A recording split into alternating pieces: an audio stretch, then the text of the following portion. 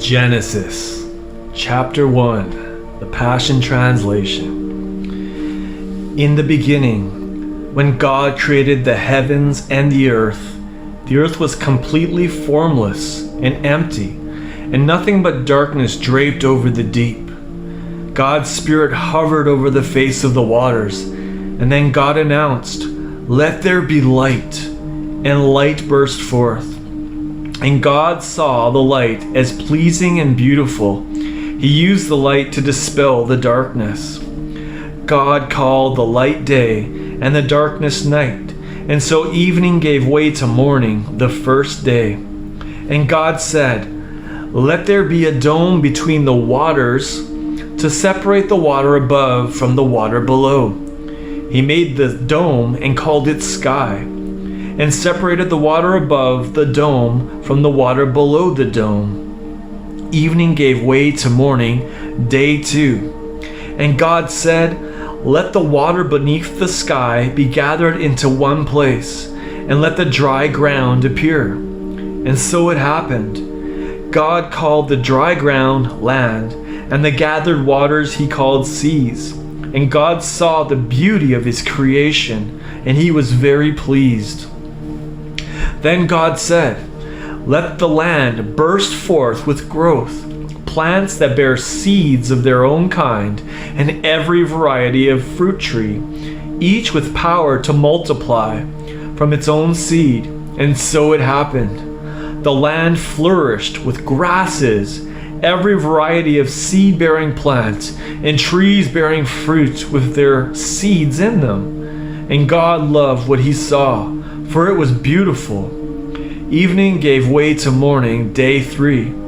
And God said, "Let there be bright lights to shine in space to bathe the earth with their light.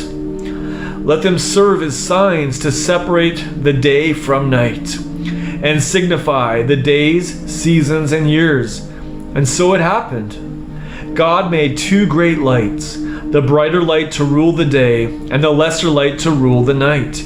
He also spread the tapestry of shining stars, and set them all in the sky to illuminate the earth, to rule over the day and to rule over the night, and to separate the light from darkness. God loved what he saw, for it was beautiful. Evening gave way to morning, day 4. God said, "Let there be life. Let the waters swarm with sea life, and let the sky be filled with soaring birds of every kind." God created huge sea creatures and every living creature that moves of every kind, swarming in the water and flying in the sky, according to their species. So God loved what he saw, for it was beautiful. God blessed them, saying, "Reproduce and be fruitful. Fill the waters of the sea with life, and the earth with flying birds." Evening gave way to morning, day 5. God said, "Let the earth produce every class and kind of living creature, livestock, crawling things, wild animals, each after its kind." And so it happened. God made the wild animals according to their species, livestock according to their species, and all the creatures that creep along the ground according to their species. And God loved what he saw, for it was beautiful. Then God said, "Let us make a man and a woman in our image, to be like us. Let them reign over the fish of the sea, the birds of the air, the livestock, over the creatures that creep along the ground, and over the wild animals." So God created man and woman and shaped them with his image inside them. In his own beautiful image he created his masterpiece. Yes, male and female he created them. And God blessed them in his love, saying, "Reproduce and be fruitful, populate the earth and subdue it. Reign over the fish of the sea, the birds of the air, and every creature that lives on earth." And God said, "I give you every seed-bearing plant growing throughout the earth, vegetables, and every fruit-bearing tree with its seed within itself. They will be your food. They will also be food for every animal and bird, and every creature that moves on the ground, every creature with the breath of life. And so it happened. God surveyed all he had made and said, I love it, for it pleased him greatly. Evening gave way to morning, day 6. Genesis chapter 2, the Passion Translation. And so the creation of the heavens and the earth were completed in all their vast array. By the 7th day, God had completed creating his masterpiece. So on the 7th day, he rested from all his work. So God blessed the 7th day and made it sacred, because on it he paused to rest from all his work of creation. This is the account of the heavens and the earth after they were created. At the time Yahweh God created earth and heaven, there was yet no vegetation, grains of the field, or shrubs sprouting on the earth. For there was no one to cultivate the land, and Yahweh God had not yet sent rain. In those days, a mist arose from the soil and watered the whole face of the ground. Yahweh God scooped up a lump of soil, sculpted a man, and blew into his nostrils the breath of life. The man came alive, a living soul. Then Yahweh God planted a lush garden paradise in the east, and a land of delight. And there he placed the man he had formed. Yahweh God made all kinds of beautiful trees to grow there, fruitful trees to satisfy the taste. In the middle of the garden, he planted the tree of life and the tree of the knowledge of good and evil. Flowing from the land of delight was a river to water the garden. And from there it divided into 4 branches. The first river, overflowing increase, encircles the gold-laden land of Havilah. The gold of that land is pure, with many pearls and onyx found there. The second river, gushing, flows through the entire land of Cush. The third river, swift-flowing, flows east of Assyria. And the fourth is the river Fruitfulness. Yahweh God took the man and placed him in the Garden of Eden to work and watch over it. And Yahweh God commanded him, You may freely eat of every fruit of the garden, but you must not eat of the tree that gives the knowledge of good and evil. For when you eat from it, you will most certainly die. Then Yahweh God said, It is not good for the man to be alone. Therefore, I will fashion a suitable partner to be his help and strength. For Yahweh God had formed from the soil every animal of the field and every bird of the air, and brought them before the man to see what he would call them. So whatever the man called the living creature, that was its name. He gave names to all the various cattle, birds, and wild animals. But Adam could not find a fitting companion that corresponded to him. So Yahweh God caused Adam to fall into a deep trance, and while he slept, he took a portion of Adam's side and closed its place with flesh. Then Yahweh God used the portion of Adam's side and skillfully crafted a woman, and presented her to him. Then Adam said, At last, one like me. Her bones were formed from my bones, and her flesh from my flesh. This one will be called woman, for she was taken from man. For this reason, a man leaves his father and his mother to be unselfishly attached to his wife. They become one flesh as a new family. The man and his wife felt no shame, unaware that they were both naked. Chapter 3. Now, the snake was the most cunning of all living beings that Yahweh God had made. He deviously asked the woman, Did God really tell you you must not eat fruit from any tree of the garden?" But the woman interrupted, "We may eat the fruit of any tree in the garden except the tree in the center of the garden. God told us, don't eat its fruit or even touch it or you'll die." But the snake said to her, "You certainly won't die. God knows that the moment you eat it, your eyes will be opened, and you will be like God, knowing both good and evil."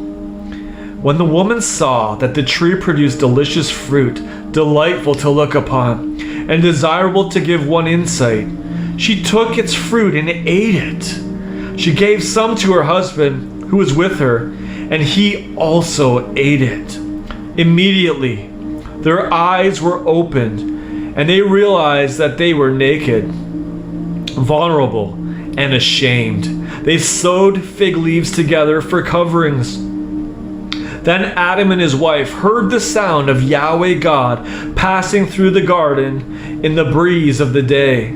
So they hid among the trees, concealing themselves from the face of Yahweh God. Then Yahweh God called Adam's name and asked, "Where are you?" Adam answered, "I heard your powerful presence moving in the garden, and I was afraid because I was naked, so I hid." "Who told you that you were naked?" God said. "Did you eat the fruit of the tree that I commanded you not to eat?" Adam pointed to the woman and said, The woman you placed alongside me, she gave me fruit from the tree and I ate it." So Yahweh God said to the woman, "What have you done?" The woman pointed to the snake and said, "The shining snake tricked me and I ate it." Yahweh God then said to the snake, "Because you have done this, you are cursed above every wild animal, condemned above every creature of the field. You will slither on your belly and eat dust all the days of your life. And I will place great hostility between you and the woman, and between her seed and yours. He will crush your head as you crush his heel." Then God said to the woman, "I will cause your labor pains in childbirth to be intensified with pain. You will give birth to children. You will desire to dominate your husband, but he will want to dominate you." And to Adam he said, "Because you obeyed your wife instead of me, and you ate from the forbidden tree which I commanded you not to, the ground will be cursed because of you. You will eat of it through painful toil all the days of your life.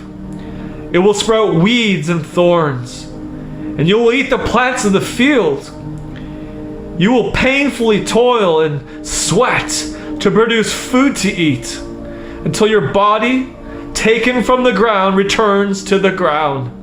For you are from dust, and to dust you will return." The man named his wife Eve, life giver, because she would become the mother of every human being. Yahweh God made garments from animal skins to clothe Adam and Eve. And Yahweh God said, "The man has become like one of us, knowing good and evil. And now he might take in his hands fruit from the tree of life and eat it and live forever." Therefore, Yahweh God expelled him from Eden's paradise to till the ground from which he was taken. He drove them out of the garden and placed fearsome angelic sentries east of the Garden of Eden with turning fiery sword to guard the way to the tree of life. Chapter 4. Now Adam had slept with his wife, and she conceived and bore a son named Cain. She said, "By the grace of Yahweh, I have birthed a man." Then later she gave birth to Cain's brother Abel. Abel grew up to be a shepherd, and Cain became a farmer, working the ground. After some time passed, Cain presented an offering to Yahweh from the produce of the land. Abel also brought his offering, from among the finest of the firstborn of his flocks. Yahweh was very pleased with Abel and accepted his offering. But with Cain and his offering, Yahweh was not pleased, making Cain very furious and resentful. So Yahweh said to Cain, "Why are you so angry and bothered? If you offer what is right, won't you be accepted? But if you refuse to offer what is right, sin, the predator, is crouching in wait outside the door of your heart. It desires to have you, yet you must be its master." One day, Cain said to his brother, "Let's go out into the field." When they arrived at the field, Cain rose and killed his brother Abel. Then Yahweh said to Cain, "Where is your brother Abel?" He answered, "How do I know? Am I my brother's keeper?" Yahweh said, "Listen, the voice of your brother's blood is crying out to me from the ground. What have you done? Now you are banished from the land, from the very ground that drank your brother's blood from your hand. When you try to cultivate the ground, it will no longer produce crops for you, and you will be a fugitive, a homeless wanderer." Cain said to Yahweh, "My punishment is more than I can bear. Look, you throw me off the land today, and now I must hide from your presence? As a fugitive and wanderer on the earth, anyone who meets me may choose to kill me." Yahweh responded, "Not so. If anyone kills you, I promise the sevenfold vengeance of Cain will be released upon him."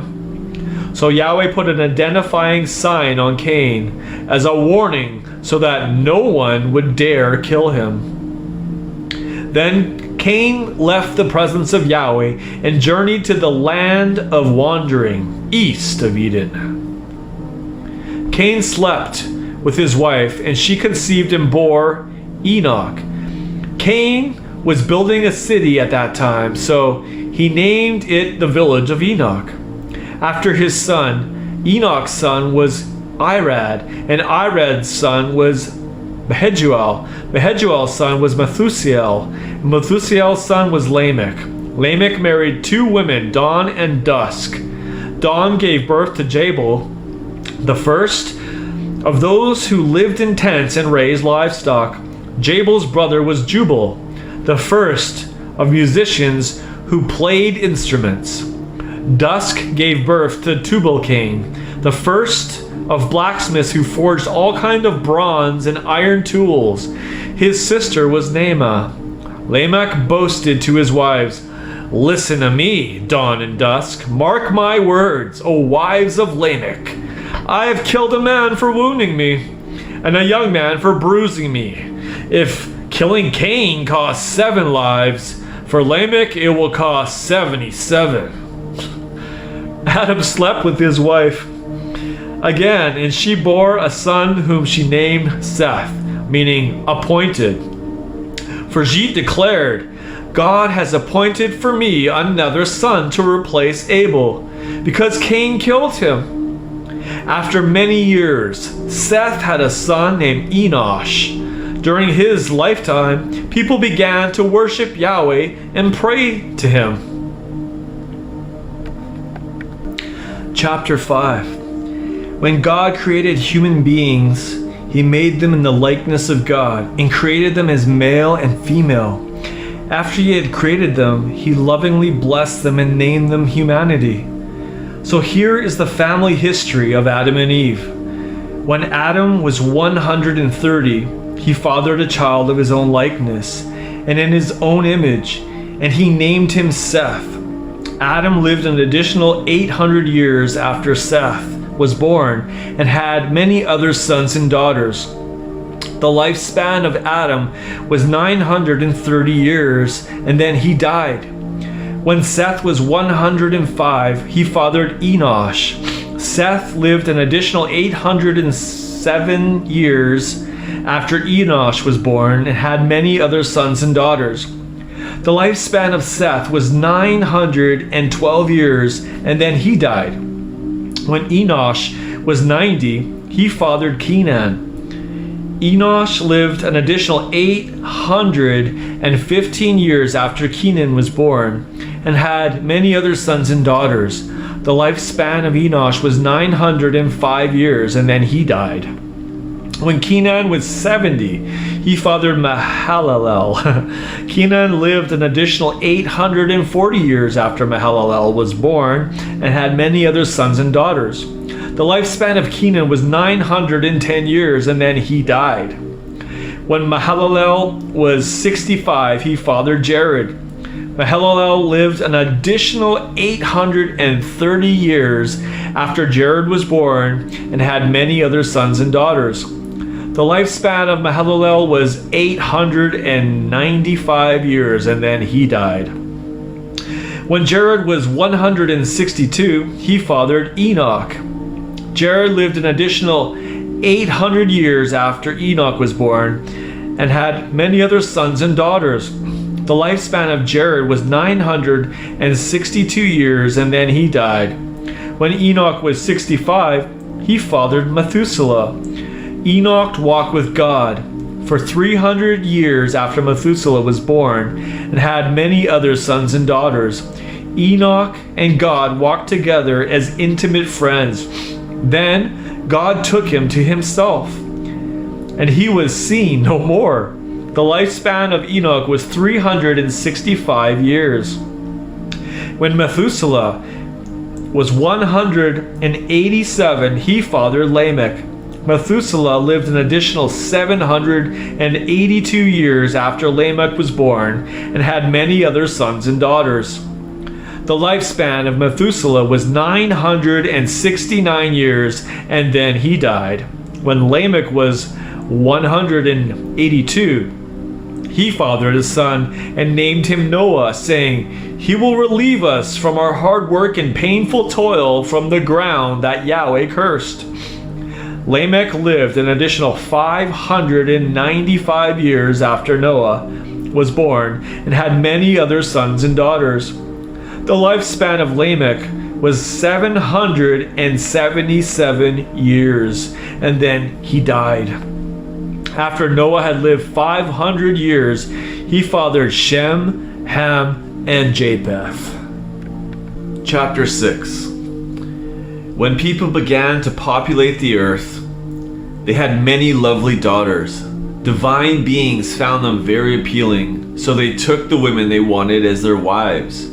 Yahweh said, "My spirit will not strive with humanity indefinitely, for they are mortal, and their lifespan will be shortened to only 120 years." Back then, the later, there were giants on the earth who were born as a result of the unholy union of heavenly beings with the human daughters. They were the mighty ones of old, warriors of renown. But Yahweh saw how extremely wicked humanity had become, for they imagined only evil. For all they thought about was doing evil all the time, and Yahweh was saddened that he had made humanity, and his heart was filled with pain. So Yahweh decided, "I will do away with my ruined creation, human beings that I created, people and animals, creeping things and flying birds, for it breaks my heart that I had made them." But one man found grace in the sight of Yahweh, Noah.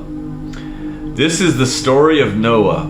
Noah was a godly man of integrity, without fault in his generation, and he lived close to God. Noah had 3 sons, Shem, Ham, and Japheth. Injustice and violence filled the world, and the earth was ruined in the sight of God, for he saw how debased the world had become, for everyone was corrupt to the core. So God said to Noah, "I have decided that all living creatures must die, for their violence has filled the earth, and I will wipe them off the face of the earth. Build a boat for yourself, an ark of sturdy timber, and this is how you are to design it. Make separate compartments within it, and seal it inside and out with thick tar. The length is to be 450 feet, its width 75 feet, and its height 45 feet. Cover it with a roof, but leave a gap of 18 inches at the top for ventilation. Construct a door on the side of the ark and design it with lower, middle, and upper decks. I am going to release a great flood that will destroy all life upon the earth, and every breathing thing under heaven will perish. Everything on the earth will die. But as for you, I will establish my covenant of friendship, and you will escape destruction by coming into the ark, you and your wife, your sons and their wives. Bring with you into the ark a pair of every animal, male and female, and they will also be spared. Different kinds of birds, animals large and small, 2 of every kind I will send to you to be kept alive. Also take with you every kind of food, both for you and them. So Noah completed all these preparations and did everything exactly as God had commanded him. Chapter 7. The day came when Yahweh said to Noah, "Come into the ark, you and your entire household, for I have found you to be the only one righteous in my eyes in this generation. Take with you 7 pairs of all the clean animals, both male and female, and 1 pair of all the unclean animals, both male and female. Take 7 pairs of flying birds of all kinds, male and female, to make sure they survive on the earth. For in 7 days I will send rain and flood the earth for 40 days and 40 nights. For every living thing that I made, I will wipe off the face of the earth." Noah obeyed all that Yahweh had commanded him. Noah was 600 years old when the great flood came on the earth. Noah and his wife and his sons and their wives boarded the ark to escape the flood. 2 of each animal, the male and female, clean and unclean, large and small, along with birds and crawling things, entered the ark with Noah as God had commanded. Then 7 days later, massive flood waters covered the earth. It started in the 600th year of Noah's life, in the 2nd month, on the 17th day. On that day, all the fountains of the subterranean deep cracked open and burst up through the ground. Heaven's floodgates were open, and heavy rains fell down on the earth for 40 days and 40 nights. On that very day, Noah and his wife, their sons, Ham, Shem, and Japheth, and their wives entered safely into the ark. Pairs of every species of animal entered with them. Wild animals, domesticated animals, large and small, and every species of bird and winged creatures, every animal that has the breath of life, came into the ark with Noah. Both male and female went inside as God had commanded Noah, and Yahweh himself shut them in. For 40 days, the flood engulfed the earth. The swelling floodwaters lifted up the ark until it rose high above the ground. The raging flood completely inundated the earth, but the ark floated safely, drifting upon the surface of the water until the highest mountains were completely submerged beneath the rising waters. The waters rose over 22 feet above the highest mountains. Every living thing on the earth perished. Domesticated animals, wild animals, birds, everything that moved on the earth, and all mankind perished. Everything perished. Every animal on earth with the breath of life in its nostrils died. All life on earth was blotted out. All that he had made, animals large and small, wild and domesticated, birds and reptiles, including humanity, was wiped off the face of the earth. Only Noah was left behind, and those who were in the ark with him. and the waters covered the earth for 150 days. Chapter 8. God's heart was moved with compassion as he remembered Noah and all the animals, large and small, that were with him in the ark. And God caused a wind to sweep across the earth again, and the waters subsided. He closed the subterranean fountains and the floodgates of heaven and held back the rain. After 150 days, the floodwaters gradually receded from the earth, and the waters began to subside. And on the 17th day of the 7th month, the ark came to rest on the highest peak of Ararat. The waters continued to recede until the 10th month, and on the first day of the 10th month, all the mountaintops appeared. After 40 more days, Noah opened the window he had made in the ark and released a raven. It flew back and forth from the ark until the earth was dry. Then he sent out a dove to see if the waters had receded from the surface of the ground. But the dove found no place to rest.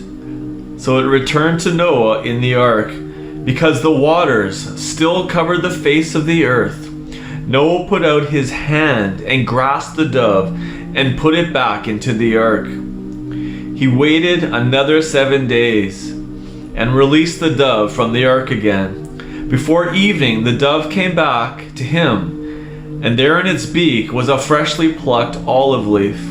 So Noah realized that the waters had finally subsided from the earth. Then he waited another 7 days and sent the dove out again, but this time it did not return to him in the ark. In Noah's 601st year, on the first day of the first month, the waters were dried up from the earth. Noah lifted the hatch and looked out, and he saw the dry ground.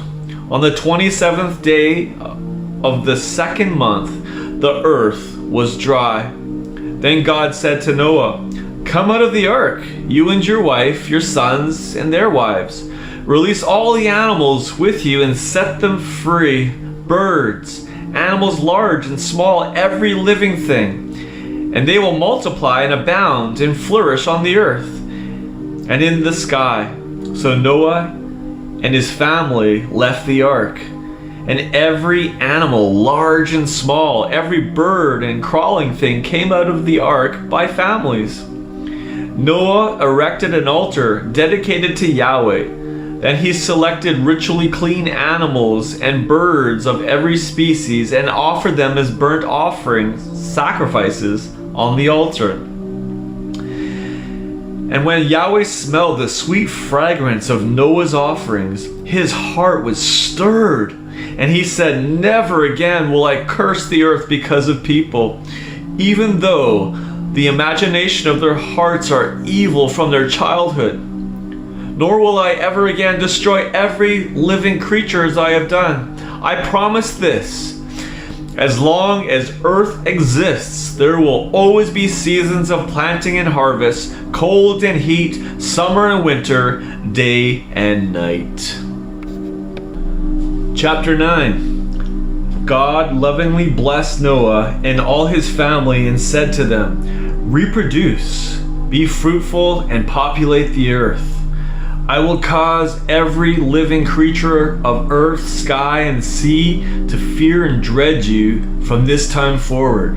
They are now under your authority. You may now eat the meat of animals as well as green plants. I now give you everything for food. However, you must not eat meat with its lifeblood still in it, for its life is in the blood. If anyone takes another person's life, I will demand an account, whether from man or beast. I will demand an account for taking a human life. Whoever sheds human blood by other humans, he must have his own blood shed. For to kill a person is to kill one made in God's own beautiful image. Now, all of you, with my blessing, reproduce, be fruitful, and repopulate the earth." Then God said to Noah and his family, "I establish my loving covenant with you. your descendants, and every living creature that is with you, animals large and small, birds, and every living thing that came out of the ark. I will maintain my loving covenant with you. I will never again completely destroy life on earth by means of a flood. Yes, never again will a flood destroy the whole earth. Here is the sign for you and future generations that my loving covenant will endure between me and you and every animal that came with you out of the ark. I have placed my rainbow among the clouds, and it will be a sign of my loving covenant between me and the earth. Whenever I bring clouds over the earth, and the rainbow appears in the clouds, I will remember my covenant with you and with every living thing upon the earth. Never again will the waters become a flood to destroy life from the earth. When the rainbow is in the clouds, I will see it and remember the everlasting covenant I made with you and every living thing of every kind upon the earth. So God said to Noah, "The rainbow is my signature in the sky, my seal of love to confirm that I have kept my covenant between me and every living thing on earth." Noah's sons came out of the ark with him, Shem, Ham, the father of Canaan, and Japheth. From these three sons of Noah, the entire world was repopulated. Noah, a farmer, was the first to plant a vineyard. He drank so much of the wine he made that he got drunk and passed out naked inside his tent. And Ham, the father of Canaan, went into the tent and gazed on his shamefully exposed father. When he went out and informed his brothers. So then Shem and Japheth took their father's cloak and walked backwards with the cloak in their shoulders into the tent to cover up their naked father.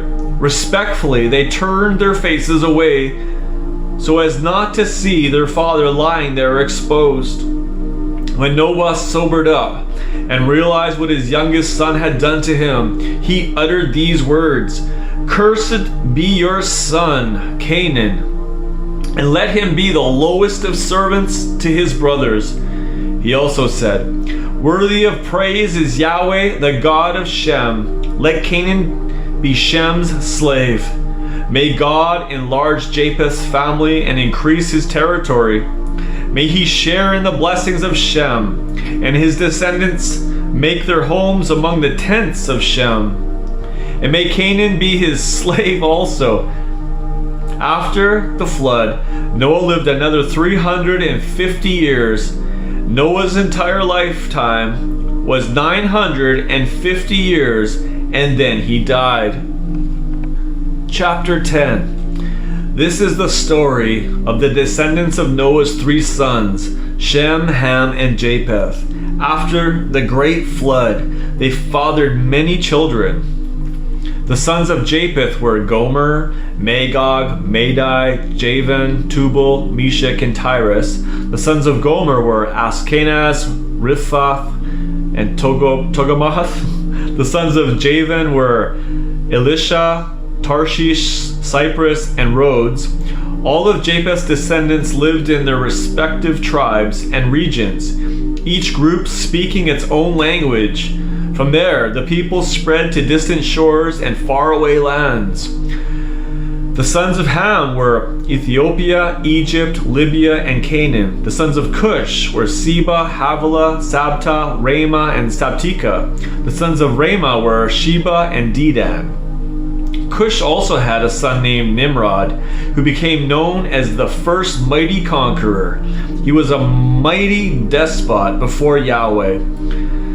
There was a saying like Nimrod, a mighty despot before Yahweh. The centers of his kingdom, Babel, Erech, and Akkad, were in the land of Shinar. From there he went into Assyria and built the cities of Nineveh, Rehoboth, Calah and Rizin, which is between the great city of Calah and Nineveh. Egypt was the father of the Ludites, Anamites, Lehabites, Naphtuhites, Pathrusites, Casluhites, and Caphtorites, the ancestors of the Philistines. Canaan was the father of Sidon, his firstborn, the Hittites, the Jebusites, the Amorites, the Girgashites, the Hivites, the Arkites, the Sinites, the Avardites, and the Zemarites, and the Hamathatites. The families of the Canaanites eventually scattered across the Canaanite territory, extending from Sidon toward Gerar to Gaza, including Sodom, Gomorrah, Admah, and Zeboim, as far as Lasha. These were the descendants of Ham by families, lands, languages, and nations. Shem, the older brother of Japheth, also had sons, and was the ancestor of all the sons of Eber, who were also known as Hebrews.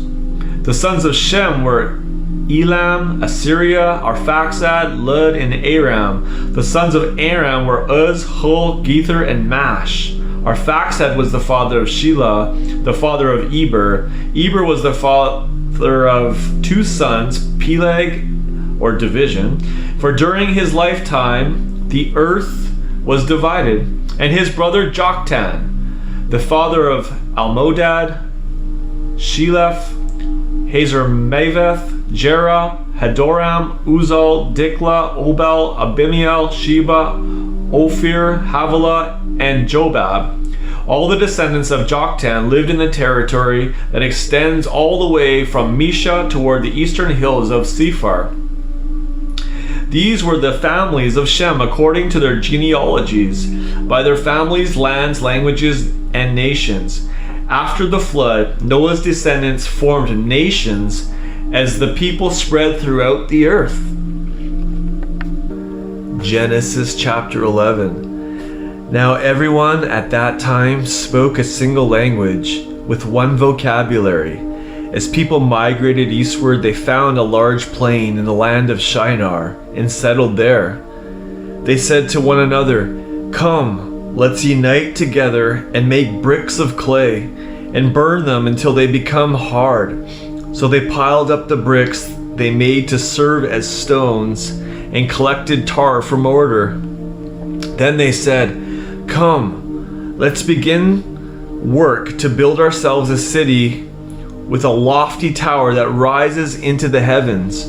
We'll make a name for ourselves, a monument to us, instead of being scattered all over the earth." But when Yahweh came down to see the city and the tower which the mortals had started building, he said, "If they have begun this as one people sharing a common language, then nothing they plan to do will be impossible for them. Come, let us go down and confuse their language and prevent them from understanding each other." So Yahweh scattered them over the entire earth, and they stopped building their city. That is why the city was called Babel, because it was there that Yahweh confused the language of the whole world, and from there the people were scattered over the face of the earth. These are the descendants of Shem. 2 years after the flood, at the age of 100, Shem had a son named Arphaxad. And after Arphaxad was born, Shem lived another 500 years and had other sons and daughters. When Arphaxad was 35, he had a son named Shelah. After Shelah was born, Arphaxad lived another 403 years and had other sons and daughters. When Shelah was 30, he had a son named Eber. And after Eber was born, Shelah lived another 403 years and had other sons and daughters. When Eber was 34, he had a son named Peleg. And after Peleg was born, Eber lived another 430 years and had other sons and daughters. When Peleg was 30, he had a son named Reu. And after Reu was born, Peleg lived another 209 years and had other sons and daughters. When Reu was 32, he had a son named Serug. And after Sarah was born, Reu lived another 207 years and had other sons and daughters. When Sarah was 30, he had a son named Nahor. And after Nahor was born, Sarah lived another 200 years and had other sons and daughters. When Nahor was 29, he had a son named Terah. After Terah was born, Nahor lived another 119 years and had other sons and daughters. When Terah was 70, he had sons named Abram, Nahor, and Haran. Here are the descendants of Terah. Terah was the father of Abram, Nahor, and Haran. And Haran was the father of Lot. Haran preceded his father Terah in death in the land of his birth, in the Chaldean city of Ur. The brothers Abram and Nahor were both married. Abram's wife was Sarai. Nahor married the daughter of his deceased brother Haran. Her name was Milcah, and her sister was Iscah. Now Sarai was barren and childless. Terah took his son Abram, his grandson Lot, the son of Haran, and his daughter-in-law Sarai, his son Abram's wife, and they all departed together from the Chaldean city of Ur to go into the land of Canaan. But when they journeyed as far as Haran, they settled there. Terah lived 205 years and died in Haran. Chapter 12. Now Yahweh said to Abram, "Leave it all behind, your native land, your people, your father's household, and go to the land that I will show you. Follow me, and I will make you into a great nation. I will exceedingly bless and prosper you, and I will make you famous, so that you will be a tremendous source of blessing for others. I will bless all who bless you, and curse all who curse you. And through you, all the families of the earth will be blessed." So Abram obeyed Yahweh and left, and Lot went with him. Now Abram was 75 years old when he departed from Haran after his father died. He took his wife Sarai, his nephew Lot, and all the possessions and people he had acquired in Haran, and they departed for the land of Canaan. When they arrived in the land of Canaan, Abram passed through the land and stopped at the sacred site of Shechem, famous for the great oak tree of Moreh. At that time, the Canaanites were also in the land. Then Yahweh appeared before Abram and said, "This is the land I will personally deliver to your seed." So Abram erected an altar there to Yahweh, who had appeared before him. From there he journeyed on toward the hill country east of Bethel and pitched his tent, with Bethel on the west and Ai on the east. And there he built another altar to Yahweh, where he prayed and worshipped Yahweh. Then Abram journeyed from there by stages through the southern desert region. At that time, a severe famine struck the land of Canaan, forcing Abram to travel down to Egypt and live there as a foreigner. When he drew near to Egypt, he said to his wife Sarai, "Look, I'm worried because I know that you are a beautiful, gorgeous woman. When the Egyptian men take one look at you, they will say, 'She is his wife.' Then they will kill me in order to have you. Just tell them you are my sister, so that they will treat me well for your sake and spare my life." When Abram entered Egypt, everyone noticed Sarai's stunning beauty. When Pharaoh's dignitaries spotted her, they went to Pharaoh and raved about her beauty. Then she took Sarai into the palace and made her part of Pharaoh's harem. Because she pleased Pharaoh, Abram got along very well in Egypt and received a royal treatment. He was given sheep, cattle, male and female donkeys, camels, and male and female slaves.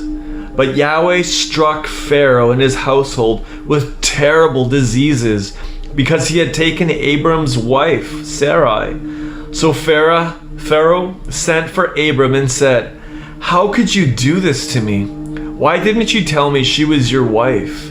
And why did you lie to me by saying she's my sister, so that I took her as my wife? Now here's your wife back. Take her and be gone." Then Pharaoh gave strict orders to his men to escort them out of Egypt, along with everything they had. Chapter 13. And Abram took his wife and all that he owned and left Egypt. They returned to the southern desert region, and Lot went with them. Now Abram had become very rich in livestock, silver and gold, and he journeyed on from the place to place as far as the hill country region of Bethel. He returned to the place between Bethel and Ai where he had pitched his tent at the beginning. This was the place where he had first built an altar to pray and worship Yahweh. Now Lot, who accompanied Abram, was also rich and had accumulated flocks, herds, family, and servants. Arguments erupted between Abram's herdsmen and Lot's herdsmen because the land could not support both living together, for their animals and possessions were too numerous. At that time, Canaanites and Perizzites were also in the land. So Abram said to Lot, "Let's not quarrel with each other or between our herdsmen, since we are relatives. Look at the vast land that is in front of you. Let's settle in different regions. If you choose the land on the left, then I'll go right. If you want the land on the right, then I'll go left." Lot lifted his eyes and carefully surveyed the land around him all the way to Zoar. He noticed that the Jordan Valley was fertile and well watered. This was before Yahweh had destroyed Sodom and Gomorrah. It looked beautiful, like the garden of Yahweh, or like Egypt. So Lot chose to settle in the Jordan Valley.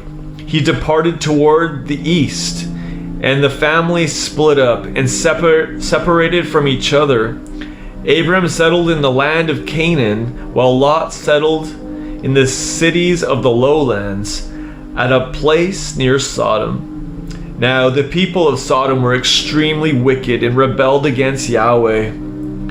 After Lot separated from him, Yahweh spoke to Abram, "Lift up your eyes and look around you to the north, the south, the east, and the west. As far as you can see, in every direction is the land that I will give to you forever, to you and your seed.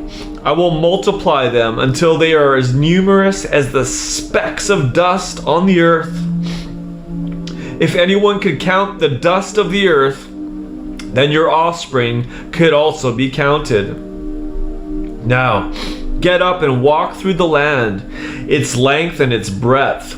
All the lands you walk upon will be my gift to you." Abram moved his camp and settled by the oaks of Mamre, which are at Hebron, and there he built another altar to Yahweh. Chapter 14. During the reign of Amraphel, king of Babylon, he allied with three other kings: Arioch, king of Eleazar, Kedorlaomer, king of Elam, and Tidal, king of Goyim. These four kings went to war. 5 kings: Bera, king of Sodom, Bersha, king of Gomorrah, Shinab, king of Admah, Shemeber, king of Zeboim, and the king of Bela, which is Zoar. Kedorlaomer had oppressed these 5 kings for 12 years until they rebelled against him in the 13th year. They all became regional allies in the valley of Siddim, which is now the Dead Sea. In the 14th year, Kedorlaomer went to war with his allied kings. They defeated the Raphites, the Ashtaroth, Karnaim, and the Zuzites in Ham, the Emites in Shava, Kiriathaim, and the Horites in the hill country of Seir, as far as El Paran, near the desert. Then they turned back and attacked En Mishpat, that is Kadesh, and subdued all the country of the Amalekites and the Amorites who lived in Hazazon Tamar. Then the king of Sodom, the king of Gomorrah, the king of Admah, the king of Zeboim, and the king of Bela, that is Zoar, marched out in battle formation in the valley of Siddim. There they faced off against Kedorlaomer, king of Elam, Tidal, king of Goyim, Amraphel, king of Babylon, and Arioch, king of Elasar. 4 kings against 5. Now the valley of Siddim was full of tar pits, and as the kings of Sodom and Gomorrah and their armies retreated from the battle and fled, some of them fell into the tar pits, and the rest fled to the hill country. The 4 victorious kings captured all the possessions and all the food of Sodom and Gomorrah and left. They captured Lot, Abram's nephew, who had been living in Sodom, and took him and all his possessions. One who escaped from Abram the Hebrew and told him what had happened to Lot. Abram was living by the oaks of Mamre, the Amorite. Mamre had 2 brothers, Eshcol and Aner, who were allied by treaty with Abram. When Abram heard that his nephew Lot had been taken captive by the 4 kings, he mobilized all the men in his camp, 318, all who had been born and trained in his own household. And he pursued the invaders as far as north as Dan. Then during the night, Abram strategically divided his forces and defeated them. His forces attacked them and routed them as far as Hobah, north of Damascus. He recovered all the stolen possessions and brought back his nephew Lot, together with the women and all the prisoners. After Abram returned from defeating Kedorlaomer and the kings who were with him, the king of Sodom went out to meet Abram at the valley of the Shaveh, known as the King's Valley. And Melchizedek, who was both a priest of the Most High God and the king of Salem, brought out to Abram bread and wine. He spoke over him a special blessing, saying, "Blessed is Abram by God Most High, creator of heaven and earth. And blessed be God Most High, whose power delivered your enemies into your hands." Abram gave Melchizedek 1/10 of all he possessed. Then the king of Sodom said to Abram, "Just give me the people you rescued. Keep all the spoils for yourself." But Abram said to the king of Sodom, "I raised my hand to Yahweh, God Most High, and I pledged a solemn oath to the possessor of heaven and earth that I would keep nothing for myself that belongs to you, not even a thread of a garment or sandal strap. That way you will never be able to say that I was the one that made Abram rich. I will take nothing except what my young men have eaten, and the share of those who went with me, Aner, Eshcol, and Mamre. Let them take their share." Chapter 15. Afterwards, the word of Yahweh came to Abram in a vision and said, "Abram, don't yield to fear, for I am your faithful shield and your abundant reward." But Abram replied, "Lord Yahweh, what good is your reward if I remain childless? I'm about to die without a son. My servant Eliezer of Damascus will inherit all my wealth. A servant in my household will end up with everything because you have not given me any children." Immediately, the word of Yahweh came to him, "No, Eliezer will not be your heir. I will give you a son from your own body to be your heir." Then Yahweh brought him outside his tent and said, "Gaze into the night sky. Go ahead and try to count the stars." He continued, Your seed will be as numerous as the stars." And Abram trusted every word Yahweh had spoken. And because of his faith, Yahweh credited it to him as righteousness. Then he said to him, "I am Yahweh, who brought you out of the Babylonian city of Ur, to give you all this land to possess." But Abram said, "Lord Yahweh, how can I be sure that I can possess this land for myself?" Yahweh said to him, "Bring me a heifer, a female goat, and a ram, each 3 years old, also a turtle dove and a young pigeon." So Abram brought the animals to him and killed them. He cut them in two, except the birds, and laid each half opposite the other in 2 rows. Vultures swooped down upon the carcasses, but Abram stood there and drove the vultures away. As the heavy veil of night fell, Abram went into a deep state of sleep, and suddenly a great dreadful darkness surrounded him, and he was filled with fear. Then Yahweh said to Abram, "Know this, your descendants will live as strangers in a foreign country. They will be enslaved and mistreated for 400 years. Afterward, I will punish that nation for enslaving them, and your descendants will come out of slavery with untold wealth. You, however, will go to your ancestors in peace and live a full life.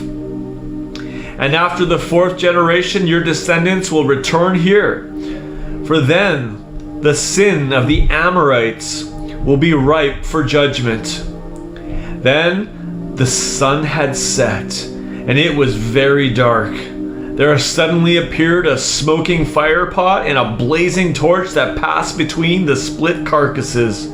On that day, Yahweh entered into covenant with Abram. "I have given this land to your descendants, from the Egyptian border to the great river Euphrates, the entire land of the Kenites and the Kenizzites and the Cadmonites, the Hivites, the Perizzites, the Rephites, the Amorites, the Canaanites, the Girgashites, and the Jebusites." Genesis chapter 16.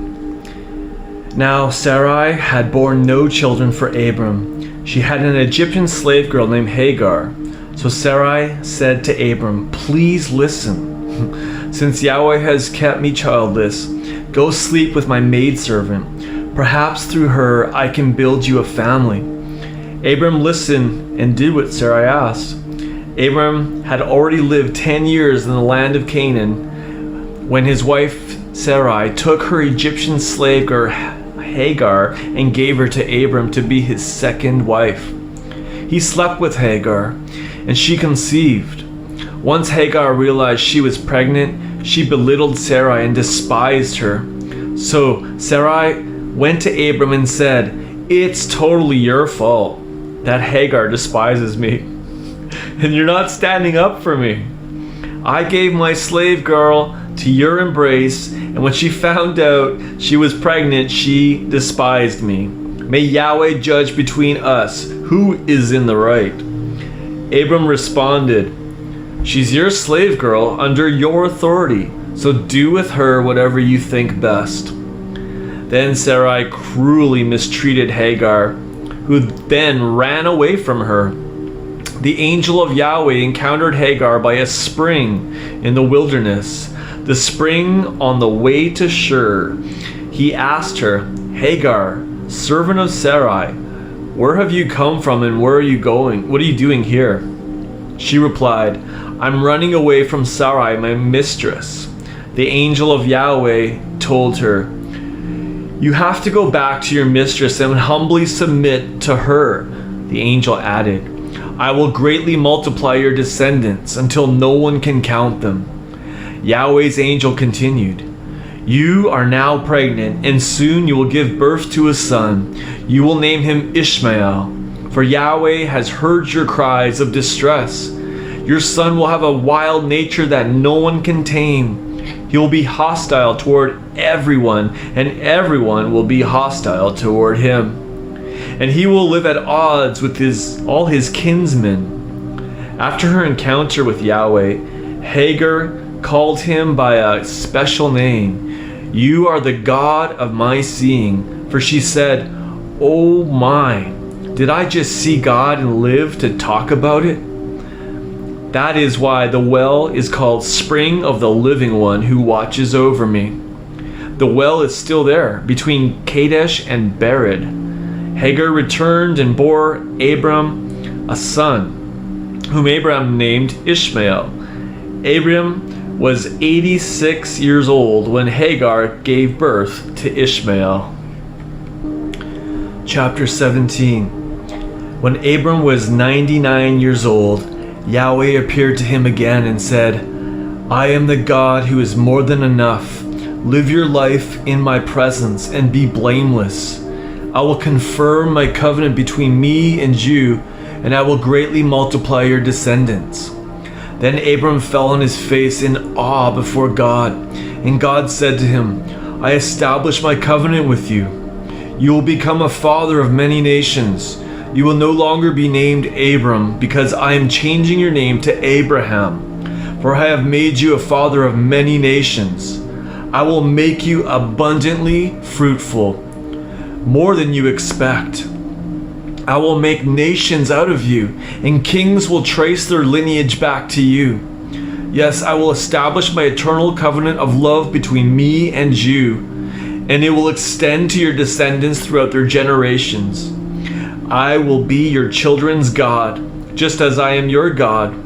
I will give to you and your seed the land to which you have migrated. The entire land of Canaan will be yours and your descendants as an everlasting possession, and I will be their God forever. God explained to Abraham, your part of the covenant is to obey its terms. You and your descendants throughout the ages. So here's the sign of the covenant that you are to keep, so that it will endure between you and me and your descendants. Circumcise every male among you. You must undergo cutting off the flesh of your foreskin as a special sign of the covenant between me and you. Throughout your generations, each male must be circumcised 8 days after his birth. This includes those not of your descendants, those born in your household, and foreign servants whom you have purchased. They must be circumcised. Homeborn and purchased alike. In this way, you will carry in your flesh the sign of my everlasting covenant. Any uncircumcised male who does not have the foreskin of his flesh cut off will be cut off from his people, for he has broken my covenant. God also said to Abraham, concerning your wife Sarai, you are not to call her Sarai anymore, but Sarah, my princess. My princess will be her name. I will wonderfully bless her, and I will certainly give you a son through her. Yes, I will bless her greatly, and she will become a mother of nations. Kings of nations will arise among her children. Then Abraham laughed so hard he fell to the ground, saying to himself, how in the world can 100-year-old man become a father? How can my wife Sarah get pregnant at 90? And then he spoke out loud, oh, that Ishmael might prosper with your blessing. God said, listen to me. I promise that you and Sarah will have a son, and you will call him Isaac. I will confirm my everlasting covenant of love with him and his seed. And regarding Ishmael, I have heard your cry, and I will indeed bless him. I will cause him to have many, many descendants, and he will father 12 rulers, and I will make him into a great nation. By my everlasting covenant relationship is with Isaac, who will be born to you and Sarah about this time next year. When he had finished speaking with Abraham, God ascended up to heaven. So without delay, Abraham obeyed God and took his son Ishmael and every male in his household, whether born in his house or foreign-born servants, and circumcised them that very same day. Abraham was already 99 years old when he was circumcised, and his son Ishmael was 13. They were both circumcised on the same day, along with all the men of his household, whether born in his house or foreign-born servants. Chapter 18. Yahweh appeared once again to Abraham while he lived by the oak grove of Mamre. During the hottest part of the day, as Abraham sat at his tent door, he looked up and suddenly saw 3 men standing nearby. As soon as he saw them, he ran from his tent to welcome them. He bowed down to the ground and said, "My Lord, if I have found favor in your sight, don't pass me by.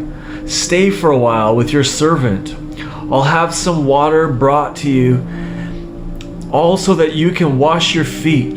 Rest here for a while under the tree, since you've stopped by your servant's home and honored me with your presence. I'll have some food prepared for you so that you can be refreshed. Then you can go on your way." "Very well," they responded. "Go ahead and do as you have said."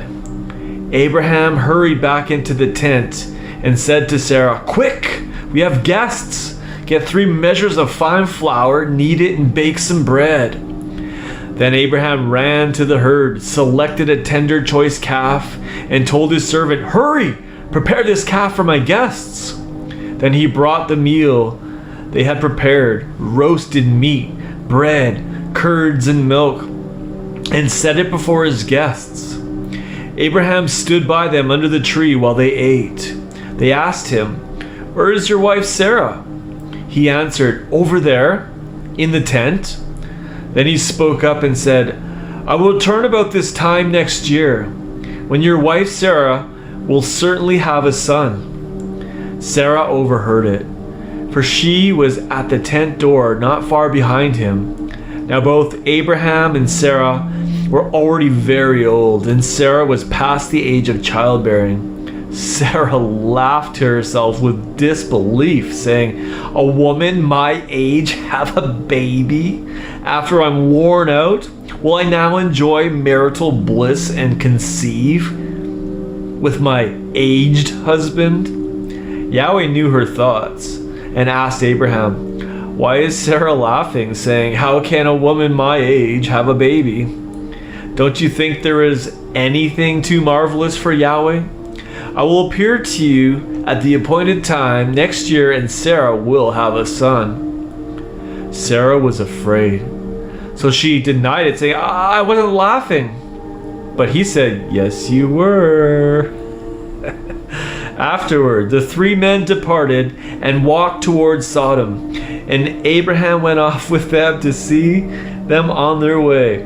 As they walked, Yahweh said, "Should I really hide from Abraham what I intend to do? After all, he will become a great and powerful nation, and every nation on earth will be blessed through him. It is true, I have singled him out as my own, so that he will lead his family and household to follow my ways and live by what is right and just. I will fulfill all the promises that I have spoken to him." Yahweh explained to Abraham, "The outcry for justice against Sodom and Gomorrah is great. It's so great, and their sin so blatant, that I must go down and see if their wicked actions are as great as the outrage that has come to me. And if not, then I will know." As Yahweh's 2 companions went on towards Sodom, Abraham remained there as Yahweh paused before Abraham. So Abraham came forward to present his case before Yahweh and said, "Are you really going to sweep away the righteous while you judge the wicked? What if you could find 50 righteous people in Sodom? Isn't your mercy great enough to forgive? Why judge the entire city at the cost of the 50 righteous who live there?" That's not who you are. One who would slay the righteous with the wicked, treating them both the same way. Wouldn't the merciful judge of all the earth always do what is right? And Yahweh said, all right, if I find 50 righteous in Sodom, I will spare the whole city for their sake. Abraham spoke up again and said, I am just a man formed from the earth's dust and ashes, but allow me to be so bold as to speak to you, my Lord. What if there are only 5 lacking, and you only find 45 righteous in Sodom? It's not who you are to destroy the entire city for the lack of 5 righteous people. And Yahweh said, all right, if I find 45 righteous in Sodom, I will spare the whole city. But what if there are only 40? Abraham asked further. Yahweh answered, all right, if I only find 40, I will spare the city. Abraham paused. Then he said, Lord, please don't be offended with me, and let me speak. If there are only 30, Yahweh answered, all right. If I find only 30, I will spare the city. Abraham ventured even further, asking, allow me to dare speak to you this way, my Lord. But what if you find there are only 20 righteous? Yahweh answered, all right. For the sake of the 20, I will not destroy the city. Then Abraham took a deep breath and asked once more, please don't let my Lord be angry with me if I make but one more request. But what if you find only 10 righteous? And Yahweh answered, all right. I will extend my mercy and not destroy the city for the sake of 10 righteous.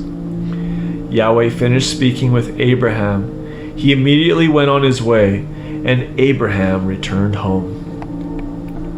Chapter 19. That evening, the 2 angels came to Sodom while Lot was sitting at the city's gateway. When Lot saw them, he got up to meet them and bowed with his face to the ground. He said, please, my lords, come to your servant's house to spend the night and wash your feet. Then you can rise early and go on your way. Nope, they answered. We will be fine to spend the night in the town square. But Lot was so insistent that they finally agreed to go to his house. Lot had unleavened bread baked for them and prepared a feast, and they ate. But before they retired for the night, the men of the city, men young and old, from every part of the city of Sodom to the last man, surrounded the house. They shouted out to Lot, where are the men who came to your house tonight? Bring them out to us that we can have sex with them. Lot went outside, shutting the door behind him. He said to them, no, my brothers, I beg you, don't sink to such depravity. Look, I have 2 virgin daughters. I'll bring them out to you, and you can do with them as you please. Only don't do anything to these men, for they are guests in my house. Get out of our way, they replied. This guy comes as a foreigner to live among us, and now he dares to judge us. We'll inflict more harm on you than on them. Just then, they lunged at Lot and tried to break down the door. But the 2 angels reached out and pulled Lot safely back into the house and bolted the door. They struck the men outside the house, young and old, with one blazing flash of light, so that they could not find the door. Then the visitors said to Lot, who else lives here? Do you have any other family here? Sons or daughters, sons-in-law or daughters-in-law, who live in Sodom? Get them all out of the city, because we are about to destroy this place. A tremendous outcry against the people has come before Yahweh, and he has sent us here to destroy it. So Lot went out to find the 2 men who were pledged to marry his daughters and told them, hurry! "Leave the city, for Yahweh is about to destroy it." But they thought he was only joking and paid him no attention. At dawn, the angels urged Lot, saying, "Go, take your wife and your 2 daughters and leave, or you will be consumed in the judgment about to come to the city." But Lot hesitated. So the angels grabbed his hands and the hands of his wife and daughters and brought them outside the city, because Yahweh was merciful to them. Once they were safely outside the city, the angels said to them, "Run for your lives. Don't stop anywhere in the plain until you've reached the mountains, and don't even look back or you'll die." Lot replied, "Oh no, my lords. You've been so gracious to your servant, and now you've been so kind to save our lives. But I can't make it to the mountains. It's so far from here. Disaster will overtake me and I'll die. Look, over there is a village close enough to run to, and it's a small one. Let me escape there instead. You can see that it's such a small village. Let my life be spared." "All right," he replied. "I will grant this request too. I will not destroy that village. Now you must hurry, run to that village, for I can't do anything until you are there." That is why the village was called Zoar. The destruction of Sodom and Gomorrah. By mid-morning, Lot arrived at the small village of Zoar, and Yahweh's fire fell from heaven upon Sodom and Gomorrah. He completely destroyed the cities of the plain and all their inhabitants and whatever grew in the valley. But Lot's wife turned and gazed longingly on the city and turned into a pillar of salt. That morning, Abraham hurried back to the place where he had stood before Yahweh, looking down toward the land of the plain. He saw columns of smoke billowing up from Sodom and Gomorrah, like the smoke of a furnace. So before God destroyed the cities of the plain where Lot had settled, he remembered his affection for Abraham and spared Lot from all the destruction. Lot and his daughters. Afraid to remain in Zoar, Lot left there and settled in the hill country and lived in a cave with his 2 daughters. One day his firstborn suggested to go to the younger, "Our father is getting old, and there isn't a man anywhere who can impregnate us in the normal way. Come, let's get our father drunk with wine and have sex with him. That way, we can at least have children through our father." That night, they got their father drunk with wine, and the firstborn went in and slept with him. Lot was so drunk he didn't have a clue about what had happened. The next day, the firstborn said to the younger, "I slept with my father last night. Tonight it's your turn. We'll get him drunk with wine, and you can sleep with him, and we can preserve our family line through our father." So they got their father drunk the second time, and the younger went in and slept with him.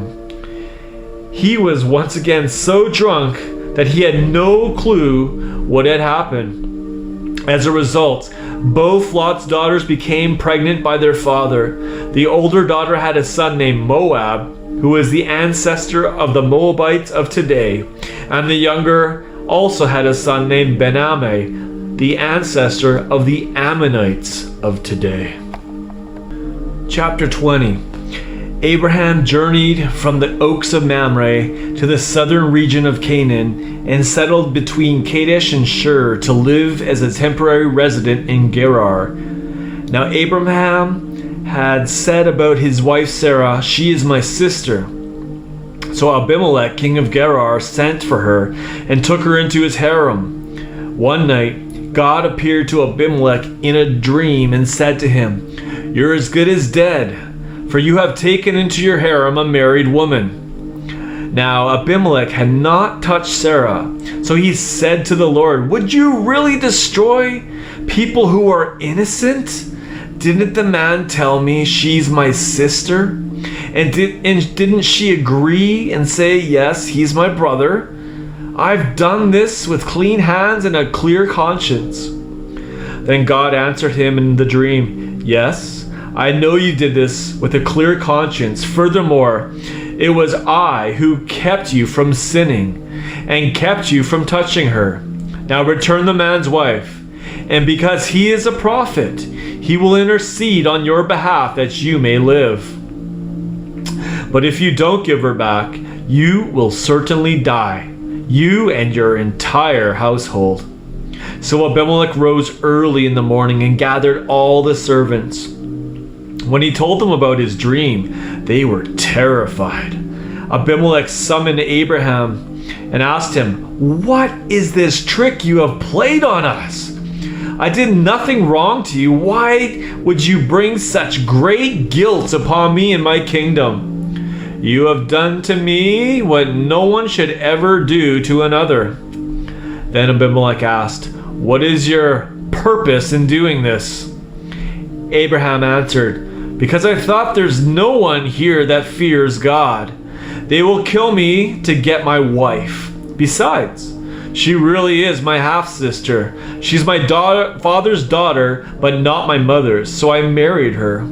When God sent me out to wander from my father's house, I said to her, 'Here is how you can show your love for me.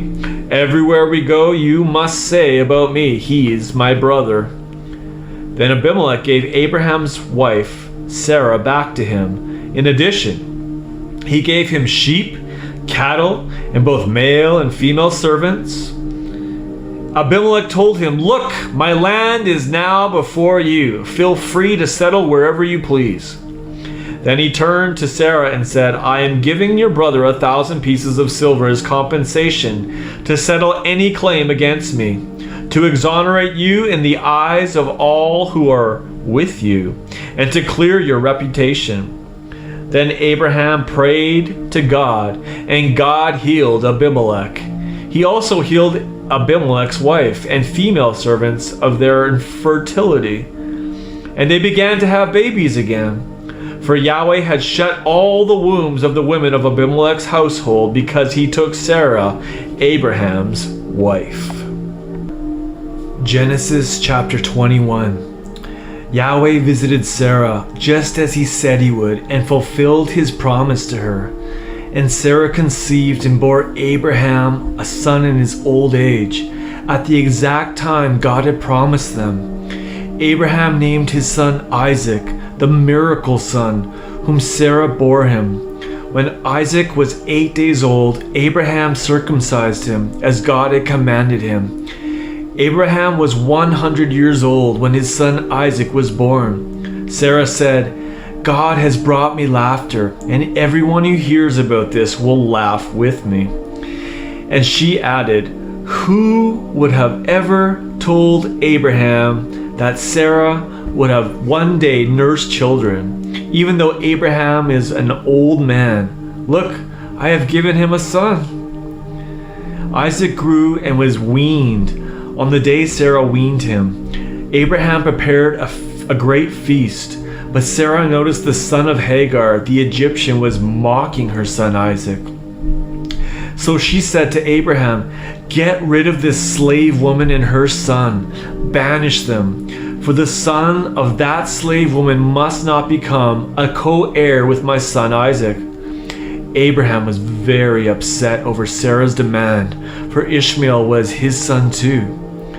God spoke to Abraham, "Don't be distressed over the slave woman and her son, and whatever Sarah says to you, do it, for it will be through Isaac your promise of descendants will be fulfilled. Rest assured, I will make the son of your slave woman into a nation too, because he is your son." Abraham rose up early the next morning, bundled up some food and a skin of water, and strapped them to Hagar's shoulders. Then he gave her his son and sent them away. So Hagar and her son Ishmael departed and wandered off into the wilderness of Beersheba. When the water was gone, she grew desperate. So she left her son under a bush. Then she walked about a distance of a bow shot and sat down, for she thought, I can't bear to watch my son die." As she sat nearby, she broke into tears and sobbed uncontrollably, and God heard the voice of the boy. The angel of God called out to Hagar from the heavenly realm and said, "What's the matter, Hagar? Don't be afraid, for God has heard the voice of your son crying as he lies there. Get up, help the boy up, and hold him by the hand, for I will make him into a great nation." Then God opened her eyes to reveal a well of water.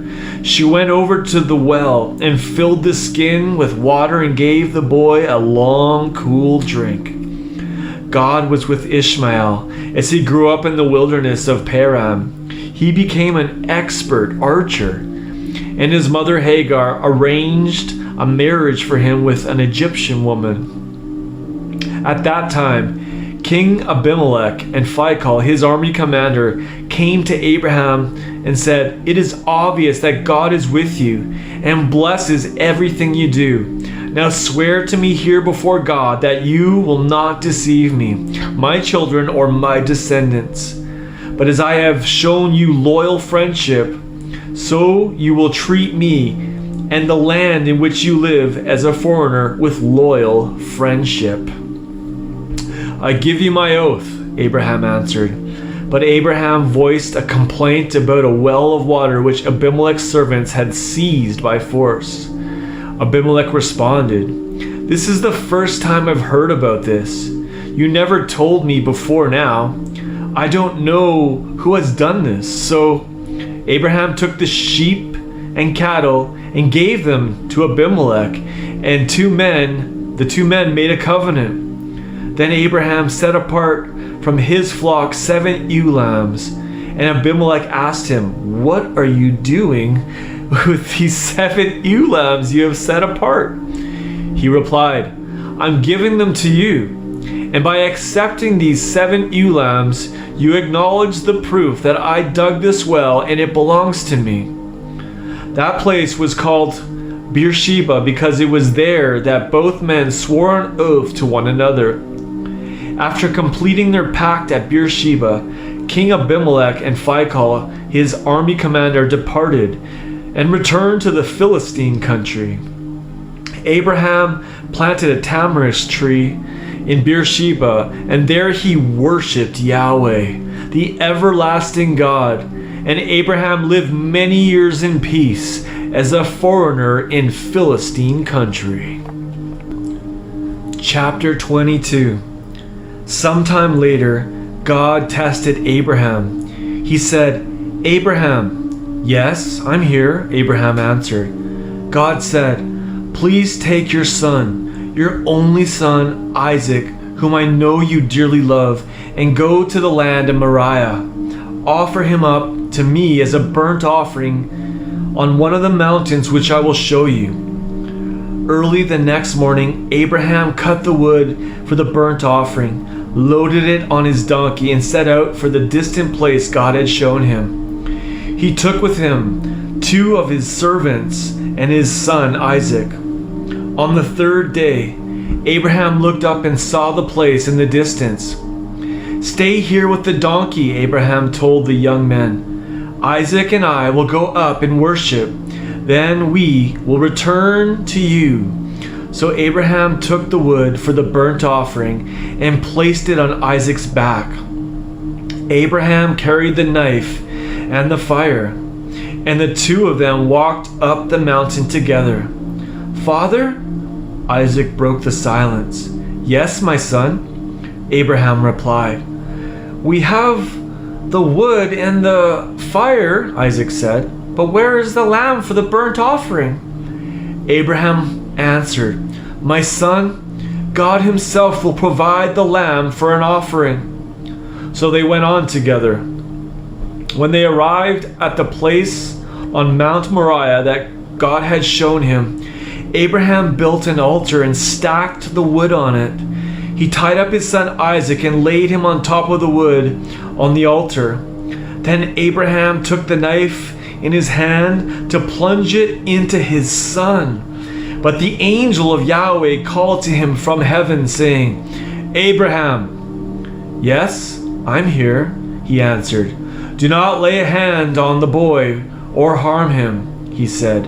For now I know you are fully dedicated to me, since you did not withhold your son, your beloved son, from me. As Abraham looked up, his eyes fell upon a ram caught by its horns in a nearby thicket. Abraham took the ram and sacrificed it on the altar as a burnt offering in Isaac's place. So Abraham named that place Yahweh Appears. Even to this day it is said, on Yahweh's mountain there is vision. Yahweh's angel spoke a second time from heaven. I solemnly promise you, by the glory of my own name decrees Yahweh, because you've obeyed my voice and did not withhold from me your son, your beloved son, I will greatly bless you. I will make sure your seed becomes as numerous as the stars of heaven and as the sand of the seashore. Your offspring will take possession of the city gates of their enemies. Because you have obeyed me, the entire world will be blessed through your seed. So Abraham and Isaac returned to the waiting servants, and they departed from Beersheba, where Abraham had settled. Sometime later, Abraham heard the news. You're an uncle. Milcah and your brother Nahor have 8 sons. Uz, their firstborn, Buz, his brother, and Kemuel, the father of Aram, Chesed, Hazo, Pildash, Jidlap, and Bethuel, the father of Rebekah. Moreover, Nahor had another wife, Reumah, who also had 4 sons, Teba, Gaham, Tahash, and Maacah. Chapter 23. Sarah lived to be 127. She died in the land of Canaan at Kiriath Arba, now known as Hebron. There Abraham mourned and wept for her. After his time of mourning was over, Abraham got up from where her body lay and went to speak with the Hittites. He said to them, I live as an alien and stranger among you. Sell me some of your property so I can use it as a burial site for my wife. Hear us, my lord, the Hittites answered. You are a mighty prince of God among us. You may bury your dead in the choicest of our tombs. None of us will withhold our burial ground from you.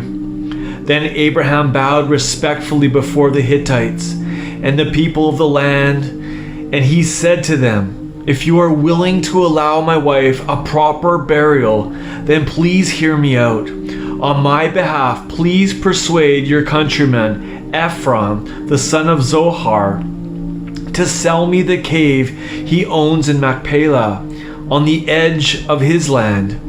Let him sell it to me publicly and at the full price, so that I may own it for a burial site. Now Ephron the Hittite was sitting there among his countrymen. He spoke up so all the Hittites who sat at the gate as elders of the city could hear him. He said, No, my lord, listen, I will give you not only the cave, but also the entire field. In the presence of my people, I will give it to you to bury your dead. Then Abraham bowed low before the people of the land, and he said to Ephron, in the hearing of all the people, No, please listen, kind sir, I will pay whatever the field is worth. Take my money so that I can bury my dead there. If you insist, my lord, answered Ephron. But what is a piece of land worth?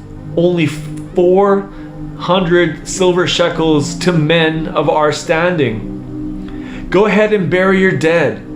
So Abraham agreed to the amount, weighed out the 400 silver shekels according to the merchant's standard of weight, and in the presence of the Hittites he gave the money to Ephron. So Ephron's field of Machpelah, east of Mamre, along with the cave and all the trees within its borders, passed to Abraham as his legal possession. The complete transaction was carried out in the presence of the Hittites, those who sat as elders at the city gates.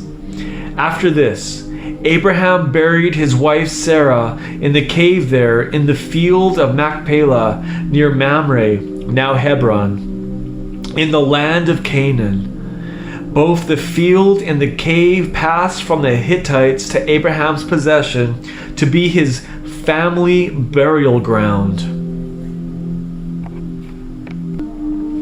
Chapter 24. Now, Yahweh had wonderfully blessed Abraham in every way, and he became a very old man, well advanced in years. One day, Abraham called for his trusted head servant, who was in charge of all that he had, and said, "Please put your hand here under my thigh, and I will make you swear by Yahweh, the God of heaven and earth, that you will not acquire a wife for my son among the daughters of the Canaanites, whom I am living. Promise me you will go instead to my relatives in my native land and find a wife among them for my son Isaac." The servant asked him, "Suppose the woman is not willing to come back with me to this land. Should I then take your son back to your native land?" "Absolutely not," Abraham answered. "Make sure that you do not take my son back there. For Yahweh, the God of heaven, took me from my father's house and from the land of my birth. He spoke to me and solemnly promised that he would give this land to my descendants. I know he will send his angel before you so that you can find a wife for my son from there. And if for any reason the woman is unwilling to come back with you, then you are released from this oath that you swear to me. But no matter what, do not take my son back there." So the servant put his hand under the thigh of his master Abraham and swore an oath to carry out his wishes. So the servant took 10 of his master's camels, loaded them with all sorts of gifts, some of the best things his master owned, and journeyed toward the distant land of Mesopotamia, until he got to the village where Abraham's brother Nahor had lived. He had his camels kneel by a well outside the village. It was evening, the time when the women came out to draw water.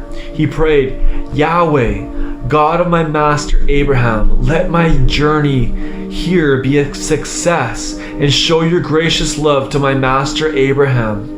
I am standing here by this well, and the young women of the village are coming out to draw water.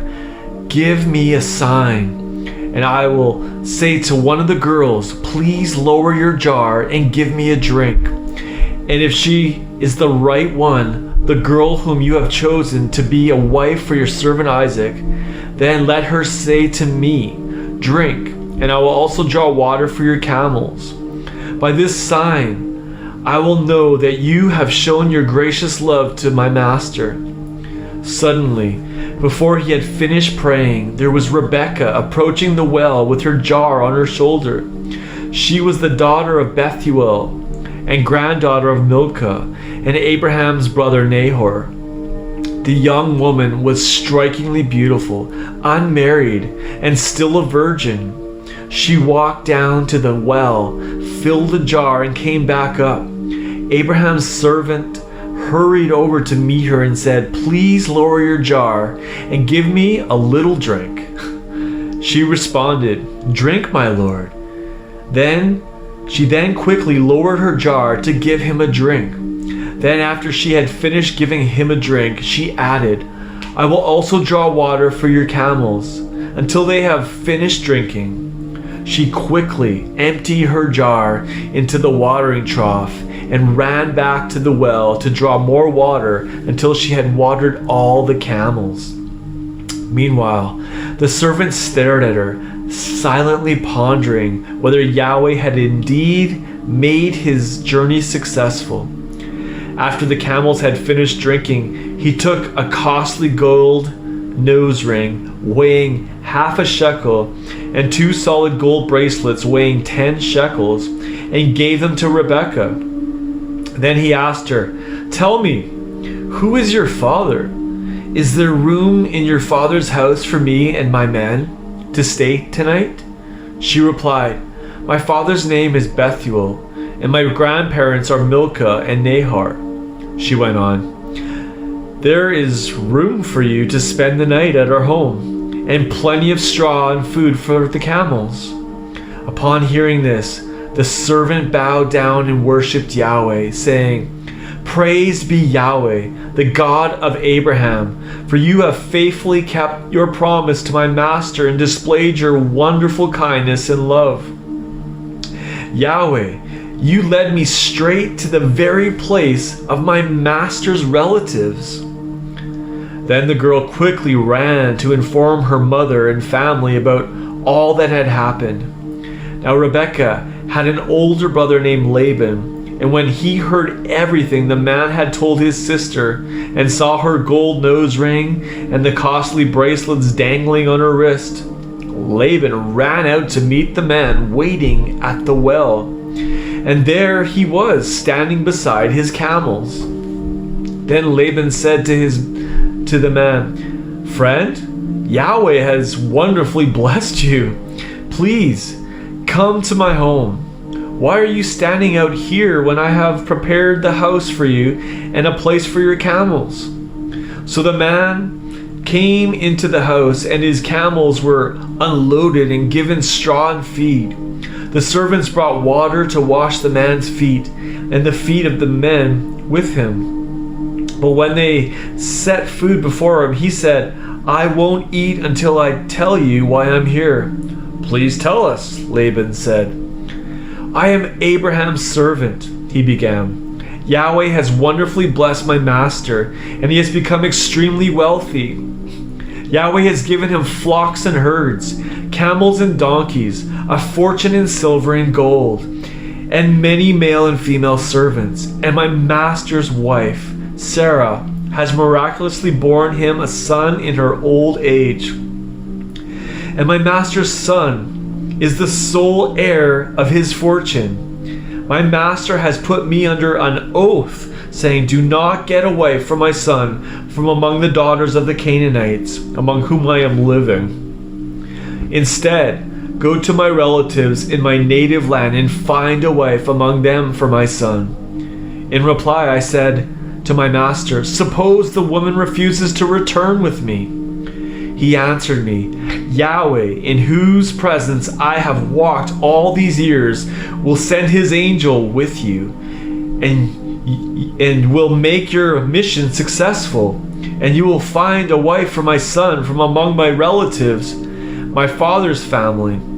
If you go to my relatives and they will not give her to you, then and only then will you be released from this oath.' So when I arrived at the well today, I prayed, 'O Yahweh, God of my master Abraham, make my mission a success. I'm here standing at this well.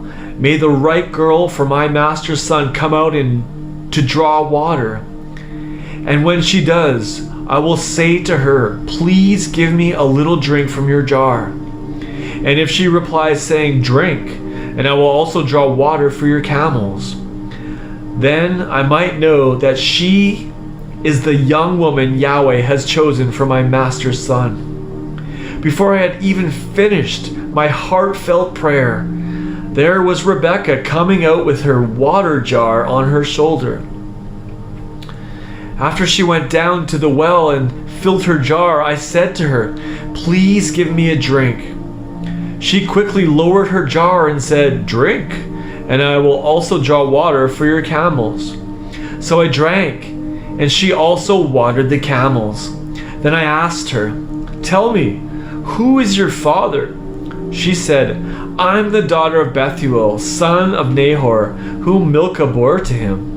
When I learned she was of my master's family, I put a gold ring in her nose and gold bracelets on her wrists.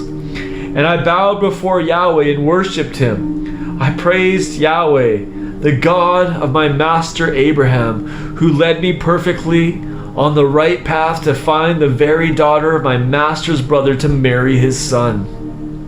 Now, if you will show faithful love to my master and do what is right, then give me permission to take Rebekah back to his land.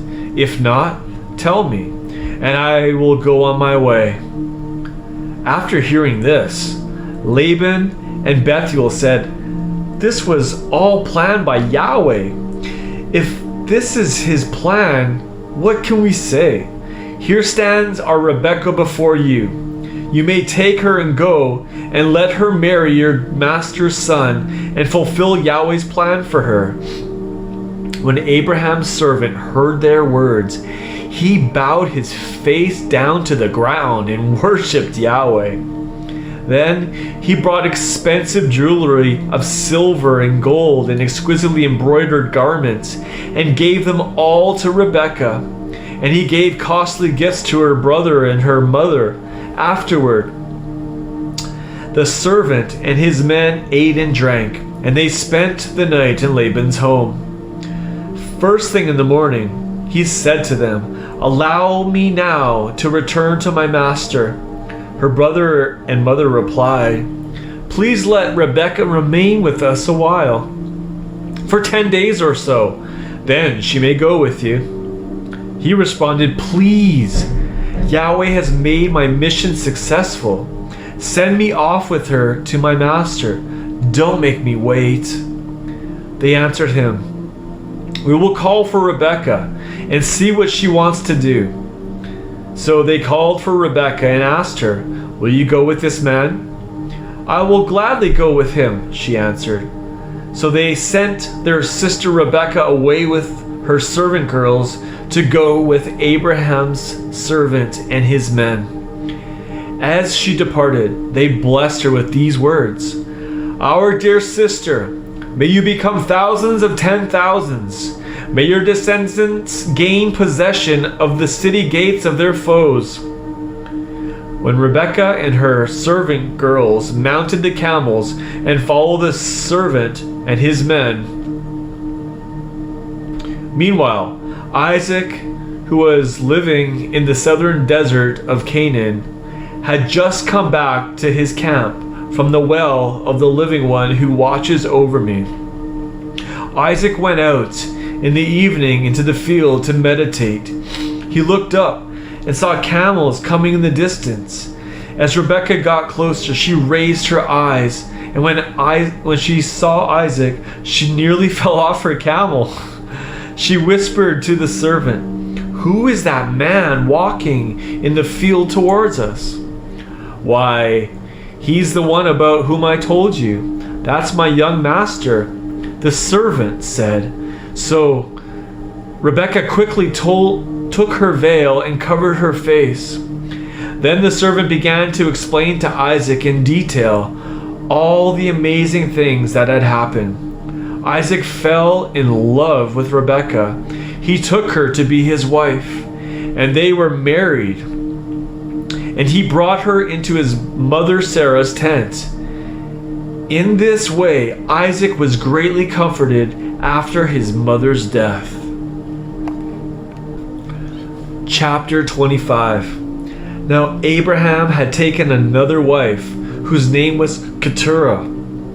She and Abraham had sons named Zimran and Jokshan, Medan, Midian, Ishbak, and Shua. Jokshan was the father of Sheba and Dedan. Dedan's sons were Asherites, the Letushites, and the Limutites. Midian's sons were Ephah, Epher, Hanok, Abida, and Eldah. All these were the descendants of Keturah. Abraham gave all that he possessed to Isaac, but to his sons, by his concubines, he gave gifts while he was still living. He sent them all away eastward, separating them from his son, Isaac. Abraham lived a total of 175 years. Abraham took his final breath dying at a good old age.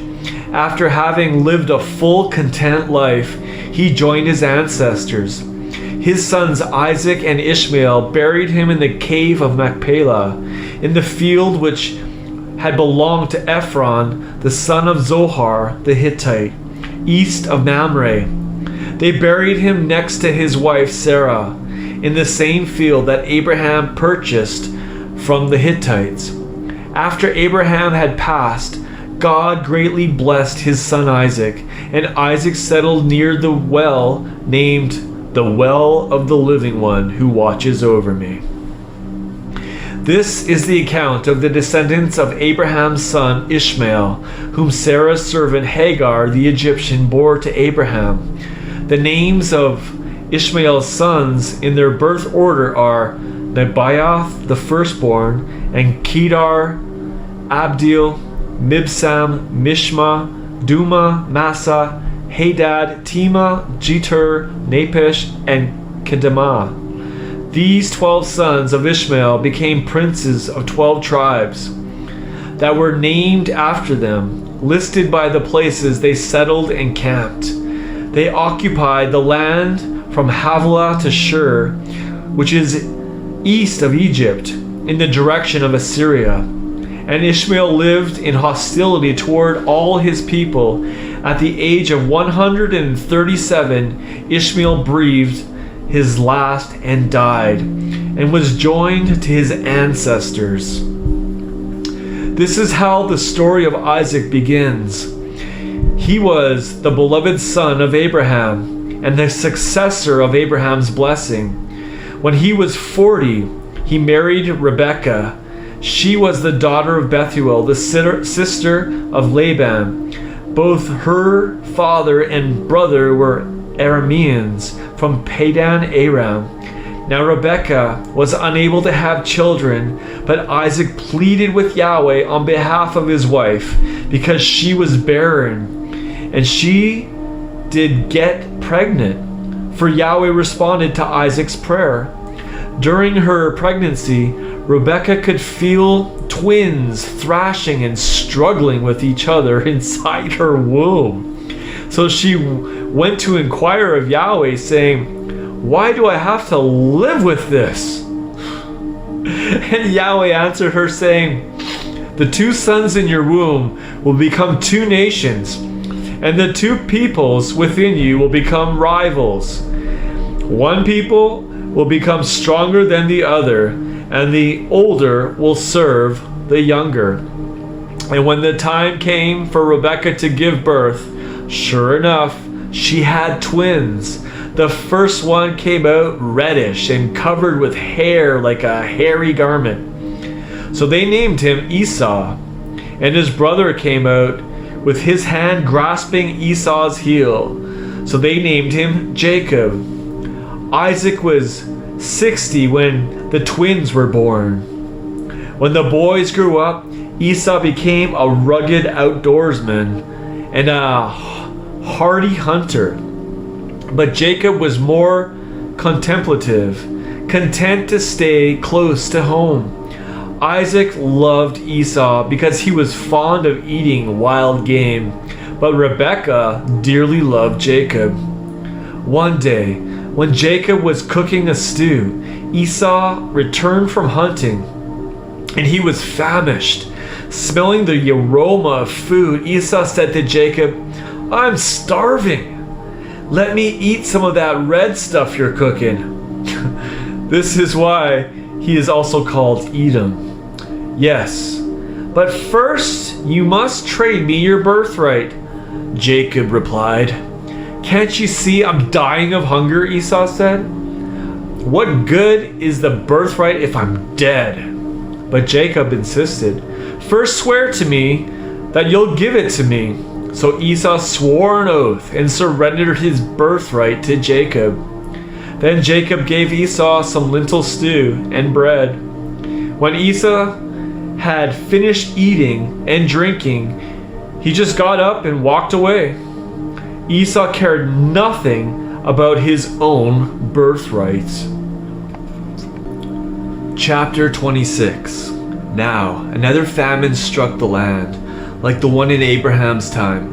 Isaac traveled to Gerar, where Abimelech was the Philistine king. Yahweh appeared before Isaac and said, "Do not go down to Egypt. Stay in the land that I will reveal to you. Live there as a foreigner, and my presence will be with you. I promise to bless you, for I will give all these lands to you and your descendants.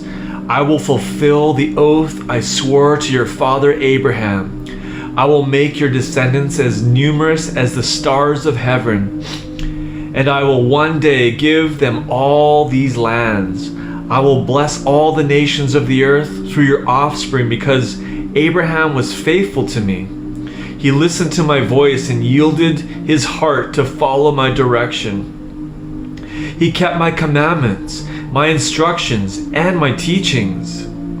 So Isaac settled in Gerar. The men of the land noticed Rebekah's beauty and asked Isaac about her. "Oh, she's just my sister," he replied. Rebekah was indeed very beautiful, and he was afraid to tell him, "She's my wife," for he thought that the men of the land would kill him and take his wife. One day, after Isaac had lived there a while, the Philistine king Abimelech looked out at his window and saw Isaac affectionately caressing his wife Rebekah. So Abimelech summoned Isaac and said, "So, this woman is your wife. Why did you say that she was your sister?" "Because I thought the men of the land would kill me and take her," Isaac said. "Don't you realize what you've done to us?" Abimelech asked.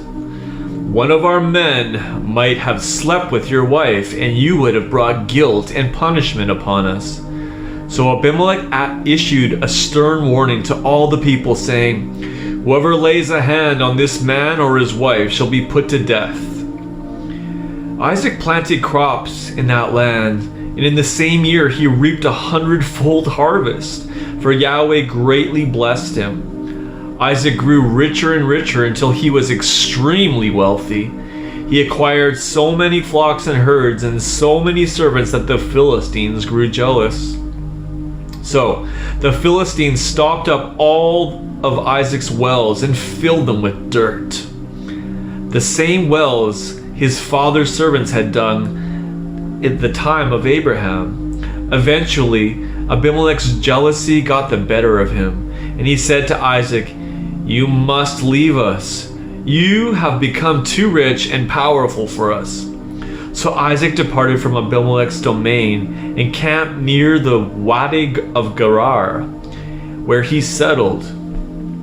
Isaac reopened and restored the wells his father Abraham had originally dug, the wells the Philistines had stopped up after Abraham's death. And Isaac gave these wells the same names that his father had given them. One day, when Isaac's servants dug in the valley, they uncovered a spring-fed well. But the herdsmen of Gerar picked a fight with Isaac's herdsmen, saying, "That's our well."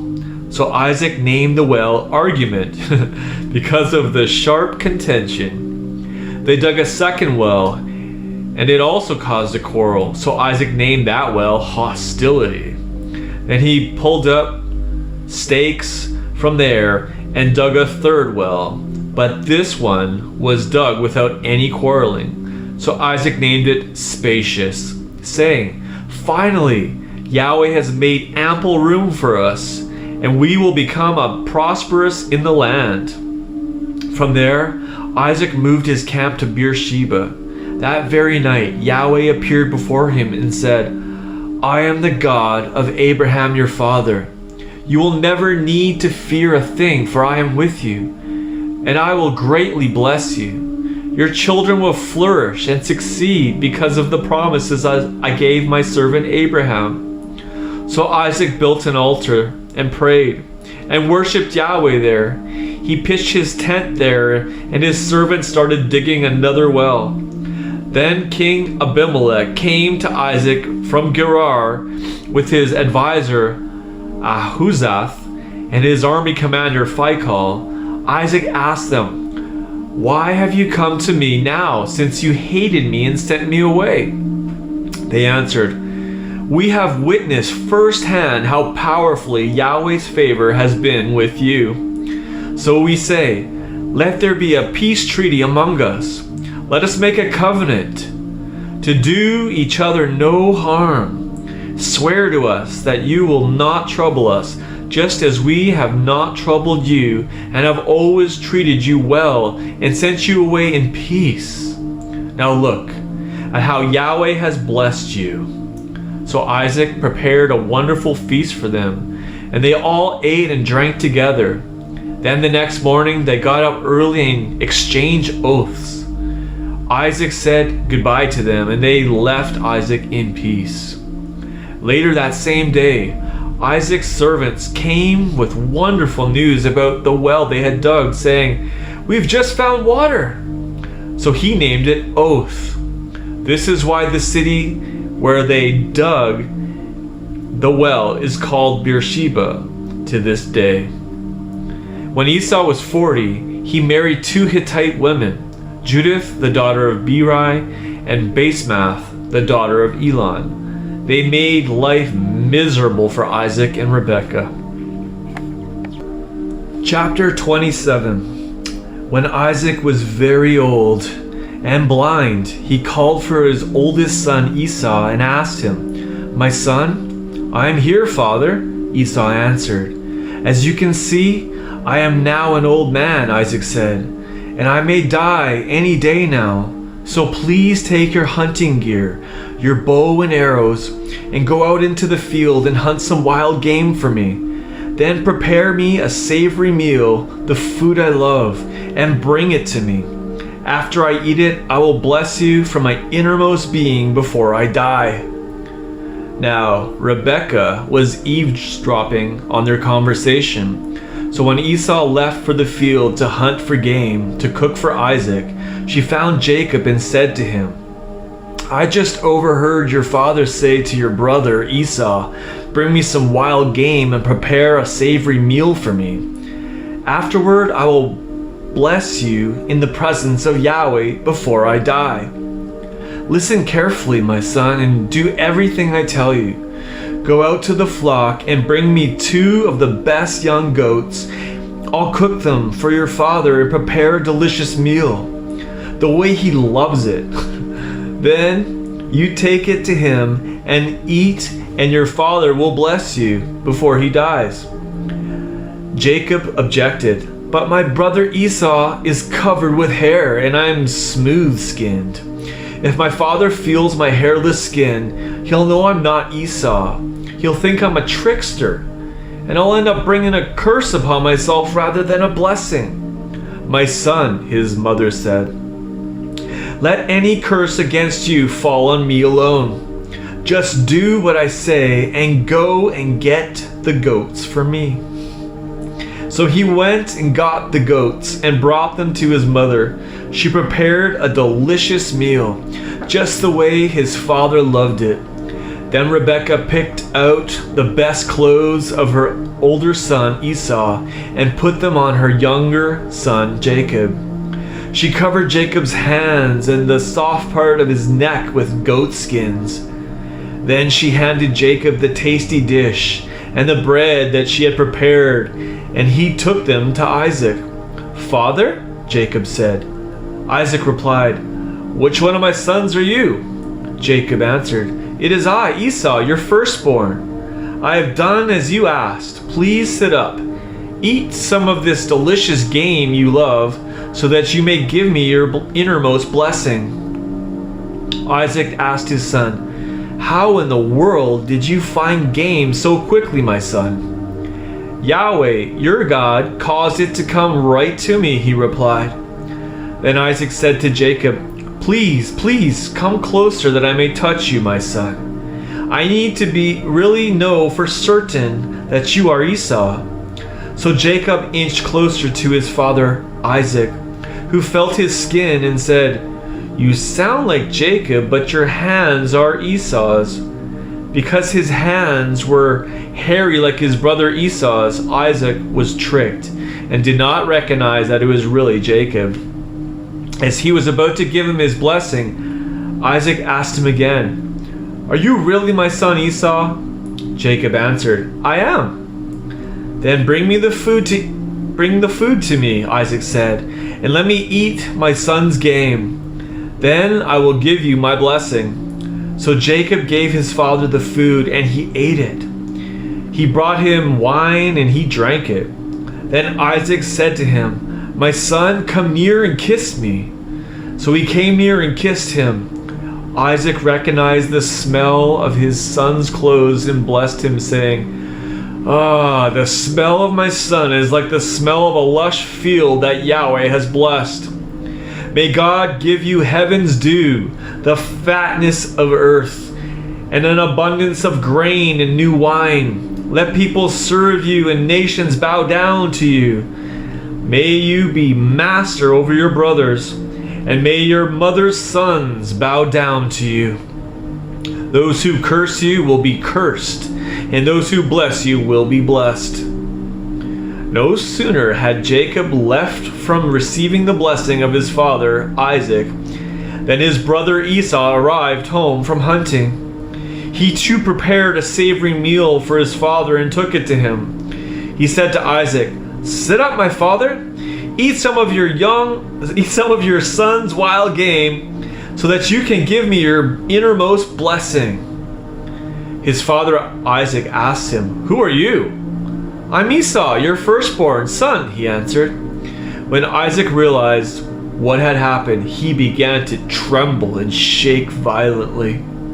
He asked, "Who was it then that hunted wild game and brought it to me? I've already eaten it and all before you came. And I gave him the blessing, yes, and he will be blessed indeed." When Esau heard his father's words, he burst into bitter weeping and uncontrollable sobbing.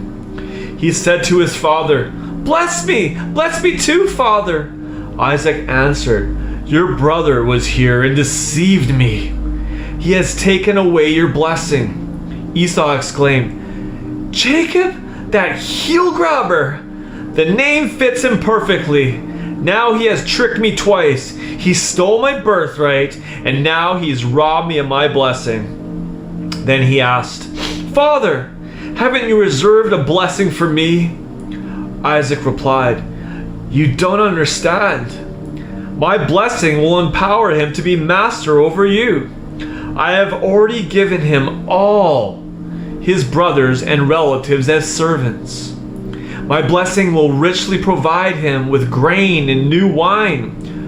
What more is left for me to do for you, my son?" Esau pleaded with his father, "Is that the only blessing you have to give? Bless me too, my father." Esau could not hold back his tears, and he wept loudly. Then Isaac his father spoke these words, "You will live far from earth's bounty and far from heaven's dew on high. You will live by the sword and serve your brother. But when you grow restless, you will break free from his control." Esau hated Jacob because he stole his blessing. He said to himself, "In a short time my father will be gone. After the time for mourning his death has passed, I will kill my brother Jacob." But when Rebekah found out about her older son Esau's plan, she quickly sent for her younger son Jacob and said to him, "Listen, your brother Esau is planning to exact revenge by killing you. My son, you must do what I say. Run away at once to my brother Laban in Haran. You can live with him there for a while until your brother calms down. After your brother's anger has died down and he has forgotten what you have done to him, I will send a messenger to bring you back from there. Why should I lose both my sons in one day?" Later, Rebekah said to Isaac, "I'm so disgusted with our Hittite daughters-in-law. I'd rather die than see Jacob marry one of those local girls. These Hittite women." Chapter 28. Before Jacob left, Isaac called for him, blessed him, and gave him these instructions. I forbid you to marry any Canaanite woman. Leave at once for the land of your grandfather Bethuel in Padan Aram, and find one of the young women there to marry, one of your uncle Laban's daughters. May the God who is always more than enough bless you abundantly. May he make you fruitful and multiply your descendants until you become many tribes. May he impart to you and your seed the blessing of Abraham, so that you may possess the land where you now live as a foreigner, the land God gave to Abraham. Then Isaac sent Jacob on his way to Padan Aram, the land of his grandfather Bethuel the Aramean, to the home of Laban, Bethuel's son, and the brother of Rebekah, the mother of Jacob and Esau. Esau had learned that Isaac had blessed Jacob and sent him away to Padan Aram to find a wife there, and that while blessing him, Isaac had instructed him, don't marry a Canaanite woman. Furthermore, Esau found out that Jacob had obeyed his parents and fled to Padan Aram. Esau, knowing that his father Isaac disapproved of Canaanite women, went to Ishmael's clan and chose a woman named Mahalath to be one of his wives. She was the daughter of Ishmael, Abraham's son, and sister of Nebaioth. Jacob left Beersheba and journeyed toward Haran. He encountered a certain place at sunset and camped there for the night. He took a stone from there and made it his pillow and lay down to sleep. He had a dream of a stairway securely fixed on the earth and reaching into heaven. In his dream, messengers of God were ascending and descending on the stairway. And Yahweh stood beside him and said to him, I am Yahweh, the God of your father Abraham, and the God of Isaac. You are lying on the very ground that I will give to you and your descendants. They will become as numerous as the specks of dust on the earth, and they will extend their territory in all directions. Through you and your descendants, I will bless the whole world. Never forget, I am always with you and will protect you wherever you go. And one day I will bring you back to this land, for I will never leave you nor fail to fulfill every word I have promised you. When Jacob awoke from his dream, he said, Yahweh is here. He is in this place and I didn't realize it. Terrified and overwhelmed, he said, how awesome is this place? I have stumbled right into the house of God.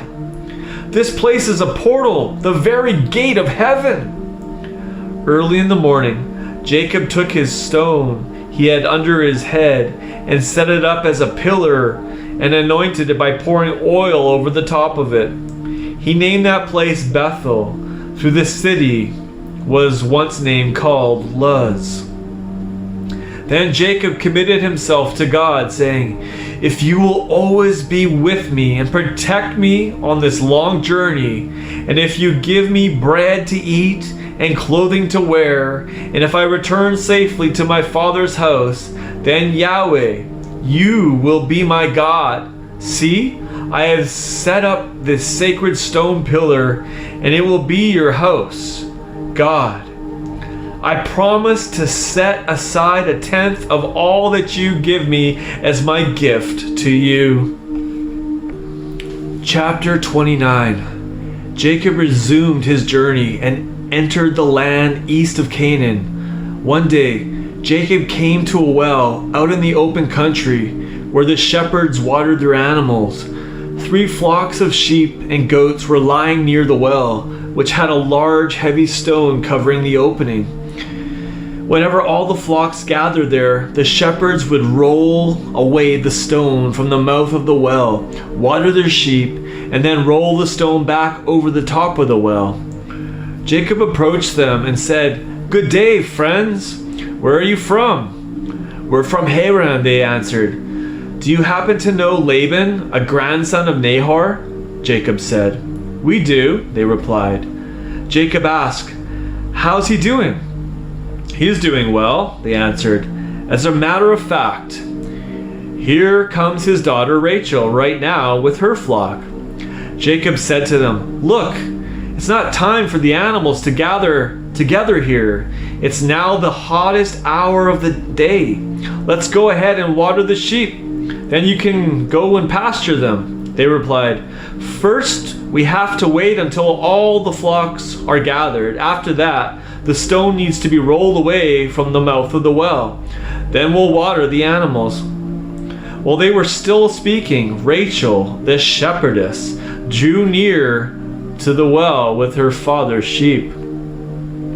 As soon as Jacob took one good look at Rachel, the beautiful daughter of his uncle Laban, he quickly went over to the mouth of the well and single-handedly rolled away the stone and watered all the flock of his uncle Laban.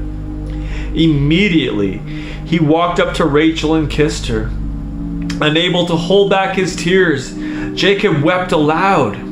After he composed himself, he explained to Rachel, "I'm your father's nephew, your Aunt Rachel's son." Upon hearing this, Rachel ran to tell her father. When Laban heard the news that his nephew Jacob had arrived at the well, he ran to greet him. Laban hugged and kissed Jacob and welcomed him into his home. After Jacob told him the story of all that happened, Laban said to him, "Certainly, you are my own flesh and blood." Jacob stayed with him for an entire month and worked for him. Afterward, Laban said to Jacob, "Just because you're my relative doesn't mean I expect you to work for nothing. Tell me, what do you want your wages to be?" Now Laban had 2 daughters. The older was Leah and the younger was Rachel. Rachel had a lovely figure and was gorgeous, but Leah's eyes were weak. Jacob had fallen in love with Rachel, so he answered Laban, "I will serve you for 7 years for the hand of your younger daughter Rachel." Laban replied, "I'd rather give her to you than some older man. Stay and work for me." So Jacob served Laban for 7 years in exchange for Rachel.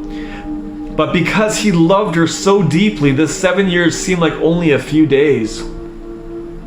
After the 7 years, Jacob said to Laban, "My time is fulfilled.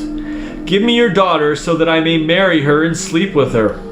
So Laban prepared a wedding feast and invited all the people of the surrounding area. That night, Laban tricked Jacob into bringing his older daughter Leah to Jacob's tent, and he slept with her on his wedding night. Laban assigned Zilpah to be Leah's servant. When Jacob woke up the next morning, he was shocked to find Leah lying next to him. So he confronted Laban and said, "What have you done to me? Didn't I serve you these 7 years for Rachel? Why have you tricked me?" Laban answered, "It's not our custom here to give the younger daughter in marriage before the older daughter is married. Wait until this bridal week of festivities is over, then I'll give you Rachel. But you must serve me for another 7 years." Jacob complied with Laban's request. After he completed the prescribed week of Leah's wedding feast, Laban gave his daughter Rachel to be his wife, and he slept with her. Rachel was his true love, not Leah. Laban assigned Bilhah as his daughter Rachel's servant, and Jacob remained there serving Laban for another 7 years. When Yahweh saw that Leah was unloved, he opened her womb, but Rachel remained childless. Leah conceived, gave birth to a son, and named him Reuben, saying, "Because Yahweh looked upon me with compassion in my misery, surely now my husband will love me." She conceived again gave birth to a son and named him Simeon, saying, Yahweh has heard that I am despised, and in his mercy he has given me this son also. Leah conceived the third time, gave birth to a son, and named him Levi, saying, This time my husband will be joined to me, because now I've given him 3 sons. Once again, Leah conceived and gave birth to a son. She named him Judah, saying, This time I will praise the Lord. Then she stopped bearing children for a while. Chapter 30. When Rachel saw that she could not give Jacob children, her jealousy toward her sister simmered. So she said to Jacob, Give me sons or I'll die. Jacob became furious with Rachel and said, Am I God? He's the one keeping you from bearing children. She replied, Here's my servant Bilhah, sleep with her. She can be my surrogate, then I can have children through her and build a family. So Rachel gave her servant Bilhah to Jacob as another wife, and Jacob slept with her, and Bilhah conceived and bore Jacob a son. And Rachel named him Dan, saying, God has vindicated me. He heard my voice and gave me a son. Then her servant Bilhah conceived again and bore Jacob a second son. Rachel named him Naphtali, saying, I have wrestled mightily with my sister and I won. Meanwhile, when Leah saw that she had ceased bearing children, she took her servant Zilpah and gave her to Jacob as another wife.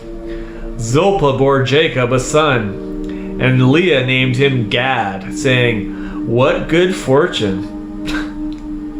Zilpah bore Jacob a second son, and Leah named him Asher, saying, Oh, happy day. All the women will say, She's happy now. One day, during the wheat harvest, Reuben found some mandrake plants in the field and brought them to his mother Leah.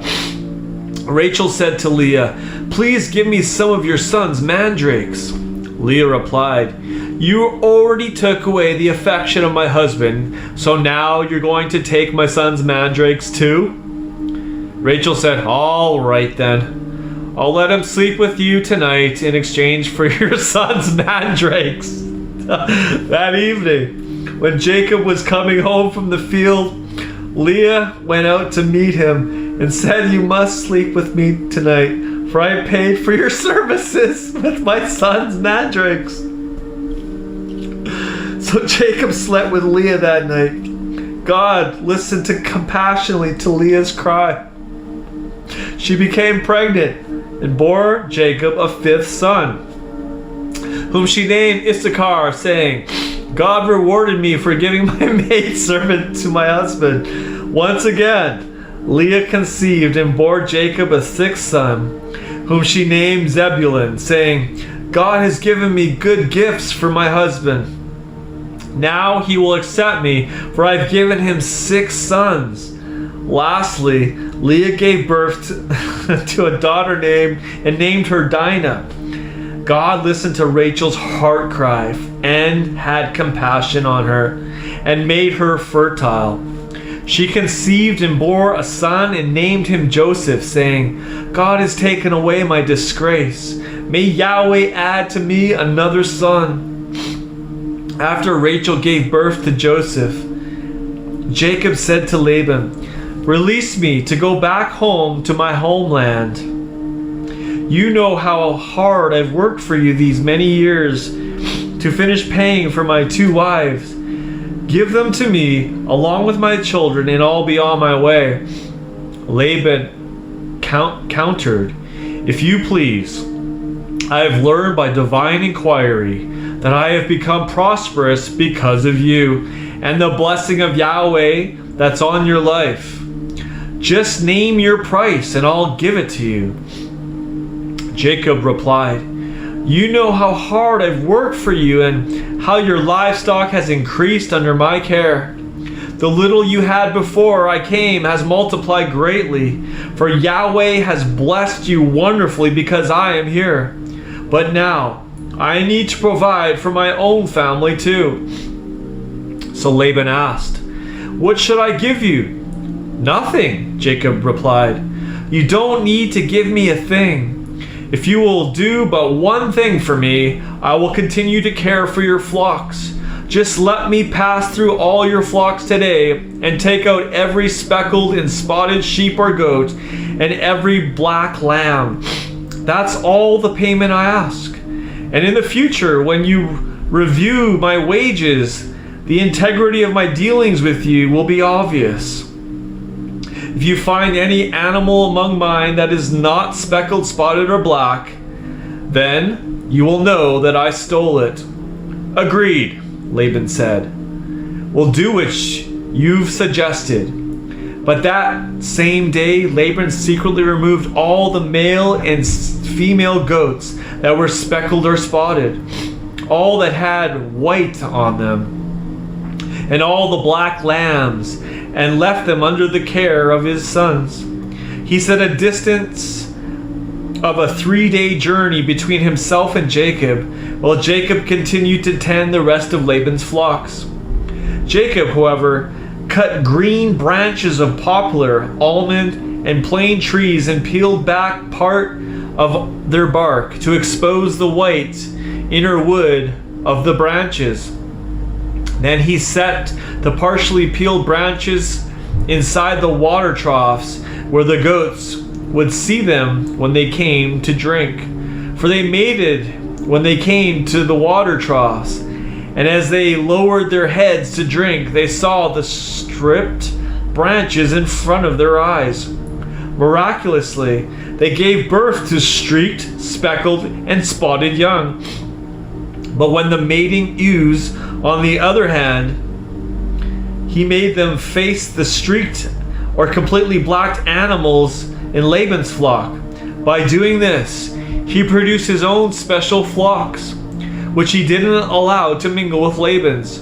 Moreover, every time the stronger females were in heat, Jacob laid the partially peeled branches in the water troughs in front of the flock, so that they would mate among the branches. But he didn't place the branches in front of the scrawny goats when they mated, leaving the feeble animals for Laban and the stronger for himself. In this way, Jacob quickly grew very wealthy and owned large flocks, a great number of camels and donkeys, and many male and female servants. Chapter 31. Now Jacob heard that the sons of Laban were complaining, "Everything Jacob owns he has taken from our father. He gained all his wealth from what our father owned." And Jacob saw that Laban no longer viewed him favorably as he once did. Then Yahweh said to Jacob, "Return to the land of your ancestors where you were born, and remember, I will be with you." So Jacob sent a message for Leah and Rachel to meet him in the field where his flocks were grazing. When they arrived, he said to them, "I can see that your father's attitude toward me has changed, but the God of my father has been with me. You both know I have worked for your father as hard as I could, although he has cheated me and reduced my wages over and over. Yet God has not allowed him to harm me. If he said, 'The speckled ones will be your wages,' then all the flock bore speckled. If he said, 'The striped ones will be your wages,' then all the flock bore striped. Because of these miracles, God has taken away your father's livestock and given them to me." Jacob continued, "Once during the breeding season, I had a dream. I saw that the male goats who were mating were all speckled, streaked, or spotted. In the dream, the angel of God called me by name, 'Jacob.' 'I am here,' I answered. Then he said, 'Observe and note that all the male goats that are mating are speckled, streaked, or spotted. For I have seen all that Laban is doing to you. I am the God who appeared to you at Bethel, where you anointed a pillar and made a vow to me. Now leave this land at once and return to the land of your birth.' Then Rachel and Leah answered him, "Our father doesn't want us to inherit a portion from his estate. Hasn't he treated us as outsiders and not as members of his family? Not only did he sell us like property, but he has also spent our purchase price. Our father's wealth that God has given you was legally ours and our children to begin with. So go ahead and do whatever God has told you." Jacob immediately put his wives and children on camels and took with him all the livestock and everything he had amassed in Paddan Aram. He set out to return to his father Isaac in the land of Canaan. One day, when Laban had gone to his fields to shear his sheep, Rachel stole her father's household idols. Jacob had outwitted Laban the Aramean by secretly departing without telling him. He fled with all that he had, and after crossing the Euphrates, he headed for the hill country of Gilead. And it wasn't until 3 days later that Laban discovered Jacob had left. Laban, along with some of his relatives, took off in pursuit and chased after Jacob for 7 days. He had almost caught up with him in the hill country of Gilead when God appeared to Laban the Aramean in a dream and warned him, "Be careful that you neither harm nor threaten Jacob." Now Jacob had set up his camp with his flocks on a hill, and Laban had him in his sights. Laban and his companions set up their camp nearby. Laban approached Jacob and said, "Nephew, what have you done? You've deceived me and carried away my daughters like captives on a battlefield. Why did you trick me and run away in secret without telling me?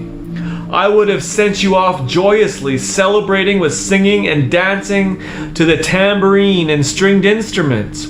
And why did you not even let me kiss my daughters and grandchildren goodbye? What you have done is foolish. I could harm you, but the God of your fathers spoke to me in a dream last night, saying, 'Be careful that you neither harm nor threaten Jacob.' Now, I realize you ran away because you desperately longed to return to your father's house. But why did you steal my gods?" "I left in a hurry because I was afraid," Jacob answered. "And I thought you would take your daughters from me by force. Whoever has taken your gods will be put to death. So here, in the presence of our relatives, if you can find among our possessions anything that is yours, take it." Now Jacob had no clue that Rachel had stolen the gods. Laban went immediately into Jacob's tent to search. Then he went into the tents of Zilpah and Bilhah, but found nothing. After searching Leah's tent, he went into Rachel's. Now Rachel had taken the family gods and put them in her camel's cushion and sat on them. She said to her father, "Please, my father, don't be angry if I don't rise before you, for I'm having my period." When he rummaged through her tent, he did not find them. Then Jacob became angry and complained to Laban, "What have I done wrong? What sin have I committed that you would hotly pursue me as if you were chasing a criminal?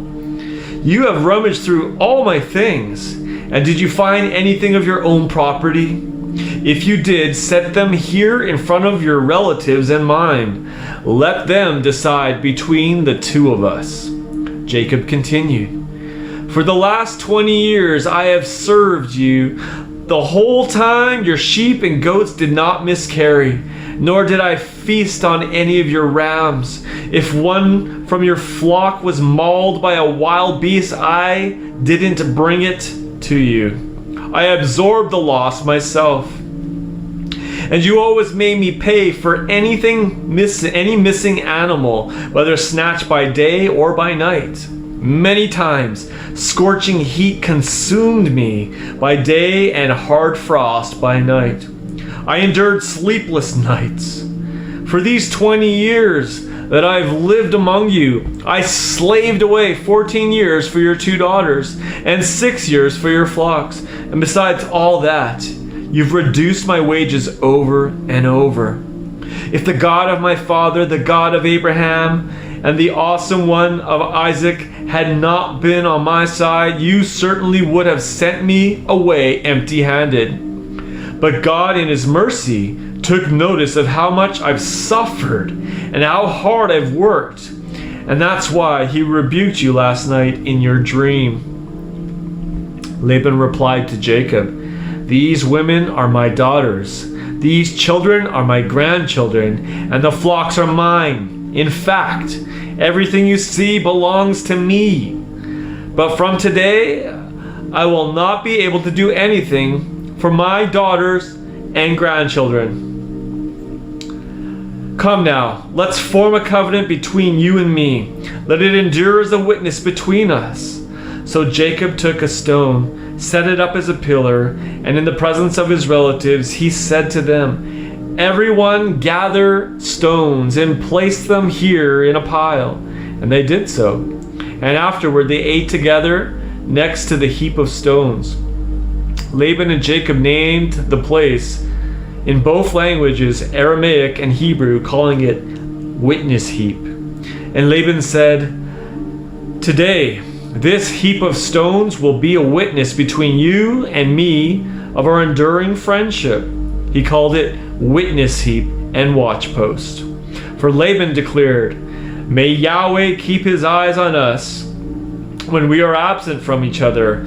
If you mistreat my daughters or marry other women besides my daughters, remember that even though no one else is with us, God is watching us. Here is the heap of stones, and here is the memorial pillar that stands between us. This heap and this pillar stand as witness that I will never pass beyond them to harm you, and that you will never pass beyond them to harm me. Now, may the God of Abraham and the God of Nahor judge between us." Jacob made his vow by the awesome one of his father Isaac. Then Jacob offered a sacrifice on the mountain and called everyone together for a meal. And they remained there all night on the mountain. Early the next morning, Laban kissed his daughters and grandchildren, blessed them, and then he returned home. Chapter 32. As Jacob continued toward Canaan, the angels of God came to meet him. When he saw them, he exclaimed, "This is God's military camp." So he named that place 2 camps of angels. Jacob sent messengers ahead to his brother Esau, who was living in the land of Seir, the country of Edom. He instructed them, "Give this message from me to my master Esau. I'm your servant. I have lived with our uncle Laban all these years and have acquired sheep, cattle, donkeys, and both male and female servants. I send this message to you, my master, in the hope of finding favor in your eyes." When the messengers returned to Jacob, they informed him, "We gave your brother Esau your message, and he himself is coming here to meet you. In fact, he's on his way now with 400 men."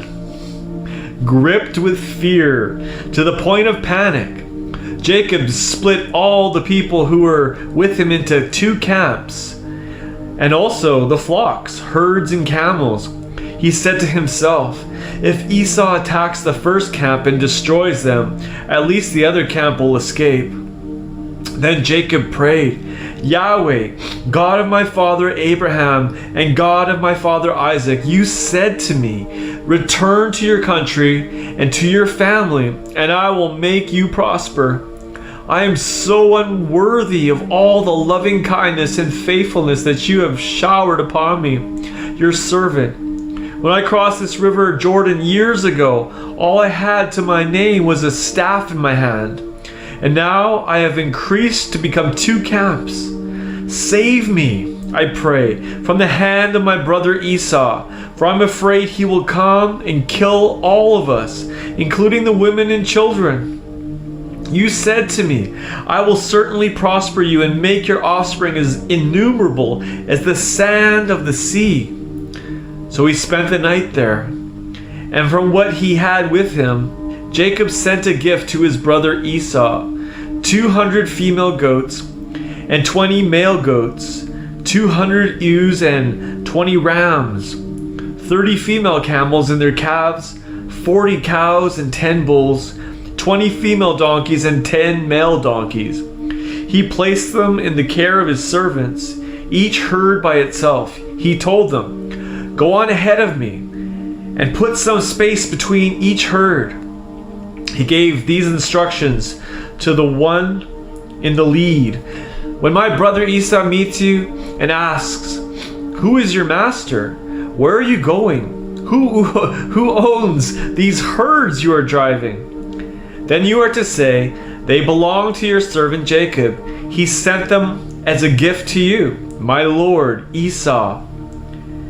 And he is coming behind us.'" He likewise instructed the leaders of the second and the third herds and all those following them, "You must say the same thing when you meet Esau. And be sure to say, 'Your servant Jacob is coming behind us,' because he reasoned, 'If I can appease Esau with these gifts before I have to meet him face to face, he may accept me.' So he sent the gifts on ahead of him, while he spent that night in the camp.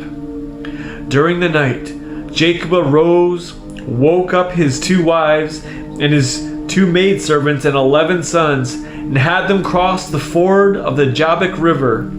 He sent them across along with everything he had, and Jacob was left all alone. Suddenly, out of nowhere, a man appeared and wrestled with him until daybreak. When the man saw that he was not winning the match, he struck Jacob's hip and knocked it out of joint, leaving it wrenched as he continued to wrestle with him. Eventually, the man said to him, "Let me go, for the day is breaking." But Jacob refused. "No, not until you bless me." "What is your name?" asked the man. "Jacob," he replied. "Not anymore." The man said to him, "Your new name is Israel, for you have struggled both with God and with people and have overcome." Jacob said, "Please tell me your name."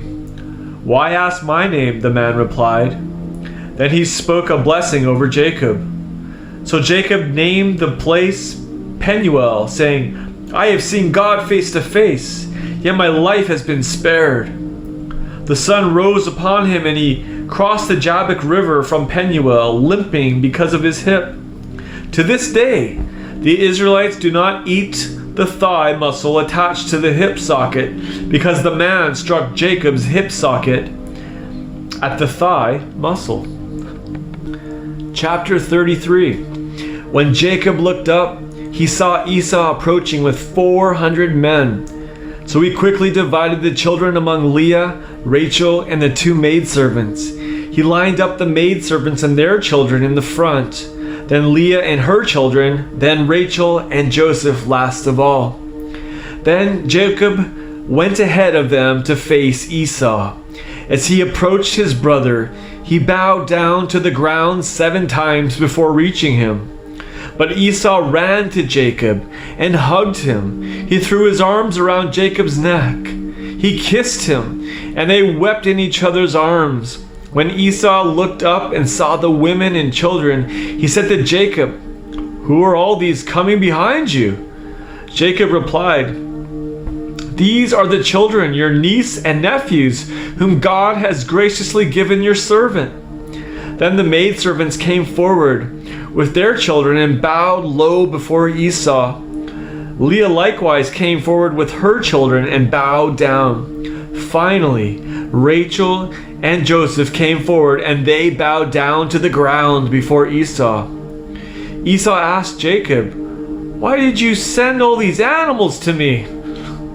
"I was hoping to find favor with you, my lord," Jacob replied. "But my brother," Esau laughed, I have plenty. Keep what you have for yourself." Jacob replied, "No, please.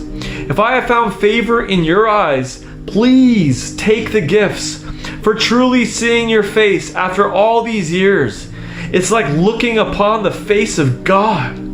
Since you have received me so warmly, please accept the blessing I have brought to you. For God has poured his grace over me, and I have everything I want." So with these words, Jacob urged him, and Esau accepted the gifts. Then Esau said, "Let's start out on our journey, and I'll walk alongside you." But Jacob replied, "My lord, you can see how tired the children are, and all our flocks and herds are nursing their young. If we drive them too hard, for even a day, they will die. Please, my lord, go ahead of your servant. Let me move along slowly with my flocks and herds to give them a chance to graze. I must think of my children too, so go ahead of me, my lord, until I catch up with you in Seir." Esau said, "Well, at least let me leave with you some of my men." "You're so kind," Jacob replied, "but there's no need to do so." So that very day Esau and his men left to return to Seir. But Jacob went the opposite direction to Succoth instead, and built himself a house there.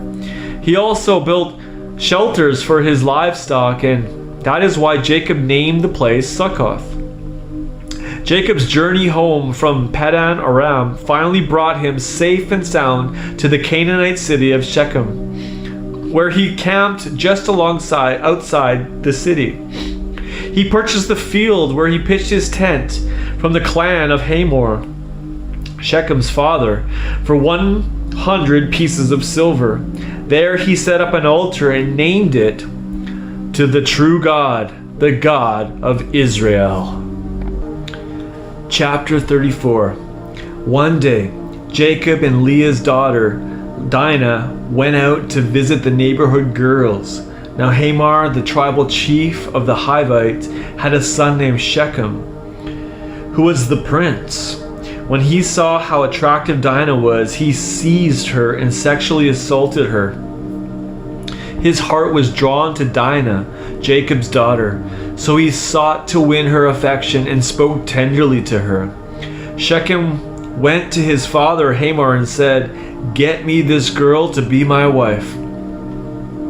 Now Jacob heard that Shechem had violated his daughter Dinah, but his sons were in the fields with his livestock, so he waited to act until his sons returned home. Shechem's father Hamor brought his son to speak with Jacob about marriage arrangements. During their conversation, Jacob's sons came in from the field, and they heard the report of what Shechem had done to their sister Dinah. They were shocked and furious over the shameful act Shechem committed against Israel, a criminal act of sexual assault that should never have happened. But Hamor tried to defuse the situation, saying, "Listen, my son Shechem is in love with your daughter. Please give her to him in marriage. Let's allow our people to intermarry. Let your daughters marry our sons, and we will let our daughters marry your sons. You may settle here among us. Live anywhere you wish. Move about freely and acquire property." Then Shechem spoke up and said to Dinah's family, "Please let me find favor in your eyes. Whatever you require of me, I'll pay. Set the bride price as high as you wish, no matter how expensive it is. I'll pay whatever you ask. Only give me the young woman to be my wife." The sons of Jacob concocted a devious plan because of the rape of their sister Dinah. They answered Shechem and Hamor deceitfully, saying, "Our culture will not allow us to consent to our sister Dinah marrying someone who is uncircumcised, for that would be a disgrace to us. We would only approve of the marriage on one condition. You must circumcise every male among you and become as we are. Then we will allow our daughters to marry your sons and your daughters to marry our sons." and we will live among you and become one people. But if you refuse to be circumcised, then we will take our sister and be gone." The offer pleased Hamor and his son Shechem, and the young man lost no time in doing what they asked, because Shechem really wanted to marry Jacob's daughter. Now Shechem was the most honored in all his family. So Hamor and his son went to the gate of the city and spoke to the men, saying, "These people are our friends. Let them settle in our land and make themselves at home. There's plenty of room in the country for them.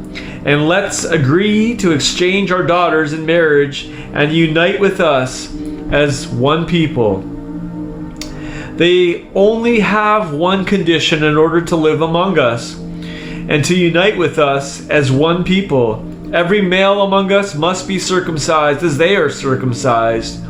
Won't all of their livestock and property become ours? Let us agree to their request, so they will live among us. So all the townsmen agreed with Hamor and his son Shechem, and every male of the city was circumcised. 3 days later, while all the men were still suffering in pain, 2 of Jacob's sons, Simeon and Levi, Dinah's brothers, took their swords and attacked the unsuspecting city. They slaughtered every male of the city. They even killed Hamor and his son Shechem, and took Dinah from Shechem's house and left. Later, Jacob's other sons came upon the dead bodies and they looted the city as retribution for the violation of their sister. They seized the flocks, herds, and donkeys, and all that was in the city and in the field. They plundered all their wealth and their household goods, and took their wives and children as captives. When Jacob found out, he said to Simeon and Levi, "What have you done? You have ruined my name. And now the Canaanites and Perizzites and all the people of this land will hate me. My men are so few that if they unite against me and attack, I and my household will be destroyed." But they answered him, "Why should they treat our sister like a whore?" Chapter 35. God said to Jacob, "Arise, go at once to Bethel and settle there. Build an altar there to God, who appeared to you when you were fleeing from your brother Esau." So Jacob said to his household and to all who were with him, "Get rid of every foreign god you have, purify yourselves, and change your clothes. Then come with me, let us go up to Bethel. I will build an altar there to God, who answered my prayer when I was in distress, and whose presence has been with me wherever I have gone." Then they surrendered all the foreign gods they had, as well as their earrings. Jacob buried them under the oak tree near Shechem. As they made their way to Bethel, a tremendous fear of God fell upon all the cities around them, and no one dared pursue them. Jacob and all the people who were with him arrived in the land of Canaan at Luz, now known as Bethel. He built an altar there and named it El Bethel, because it was the place that God had unveiled himself when Jacob was running from his brother. During that time, Rebekah's nurse Deborah died. They buried her under an oak tree near Bethel, and they named the place Weeping Oak.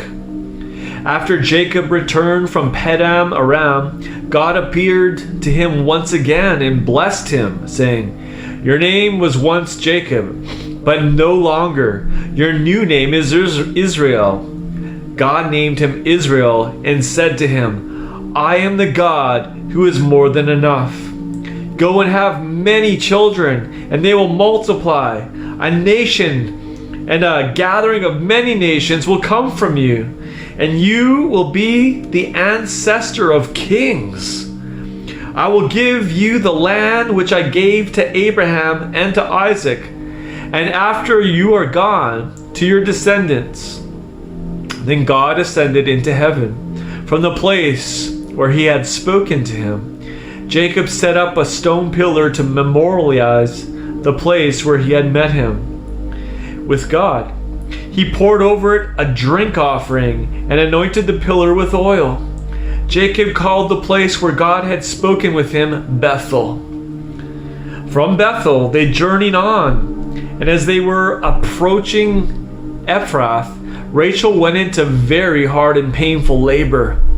As she was having great difficulty in giving birth, the midwife said to her, "Don't be afraid, for you're having another son." With her dying breath, Rachel said, "His name is son of my sorrow."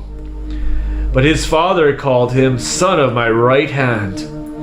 Rachel died and was buried on the road to Ephrath, now Bethlehem. Jacob set up a pillar to mark her burial site, and it is known as the marker of Rachel's tomb to this day. Israel journeyed on and pitched his tent beyond Migdal Eder. While Israel was living in that land, Reuben went and slept with Bilhah, his father's concubine, and Israel found out. Jacob had 12 sons. Leah's sons were Reuben, Jacob's firstborn, Simeon, Levi, Judah, Issachar, Zebulun. Rachel's sons were Joseph and Benjamin. The sons of Rachel's maidservant Bilhah were Dan and Naphtali. The sons of Leah's maidservant Zilpah were Gad and Asher. These were the sons of Jacob born to him in Paddan Aram. Jacob came home to his father Isaac in Mamre near Kiriath Arba, that is Hebron, where Abraham and Isaac had lived as foreigners. Isaac was 180 when he breathed his last and died. He died an old man and had lived a full life when he joined his ancestors, and his sons Esau and Jacob buried him there. Chapter 36. Here are the descendants of Esau, also known as Edom. Esau chose 3 wives from among Canaanite women: Adah, daughter of Elon the Hittite; Aholibamah, daughter of Anah, son of Zibeon the Hivite; and Basemath, Ishmael's daughter, sister of Nebaioth. Adah bore Eliphaz to Esau; Basemath bore Reuel; and Aholibamah bore Jeush, Jalam, and Korah. These are the sons who were born to Esau in the land of Canaan. Esau took his wives, his sons, his daughters, his entire household, and the cattle, livestock, and possessions he had acquired in the land of Canaan, and migrated to the land of Seir, some distance from his brother Jacob, since the land where Jacob was living could not support their combined possessions and livestock. Esau, also known as Edom, settled in the hill country of Seir. This is the account of Esau, ancestor of the Edomites in the hill country of Seir. Esau's wife Adah bore him 1 son, Eliphaz, and Eliphaz had 5 sons: Teman, Omar, Zepho, Gatam, and Kenaz. Eliphaz also had a son with his concubine Timnah, named Amalek. Esau's wife Basemath bore him 1 son, Reuel, and Reuel had 4 sons: Nahath, Zerah, Shammah, and Mizah. Esau's wife Aholibamah, the daughter of Anah and granddaughter of Zibeon, bore Esau 3 sons: Jeush, Jalam, and Korah. These are the tribes descended from Esau's firstborn son Eliphaz, who Adah bore, and who lived in Edom: Teman, Omar, Zepho, Kenaz, Korah, Gatam, and Amalek. These are the tribes descended from Esau and Basemath's son Reuel, who lived in Edom: Nahath, Zerah, Shimah, and Mizah. These are the tribes descended from Esau's wife Aholibamah, the daughter of Anah, Jeush, Jalam, Korah, This concludes the list of the descendants of Esau, also known as Edom, and their respective tribes. These are the tribes descended from Seir the Horite, of the original inhabitants of Edom: Lotan, Shobal, Zibeam, Anah, Dishon, Ezer, and Dishan. All of these were descendants of Seir. Lotan's sons were Horai and Heman, and Lotan's sister was Timnah. Shobal's sons were Alvan, Manahath, Ebal, Shepho, and Onam. Zibeon's sons were Aiah and Anah. This is Anah who discovered the springs in the wilderness while he was grazing the donkeys of his father Zeboiah.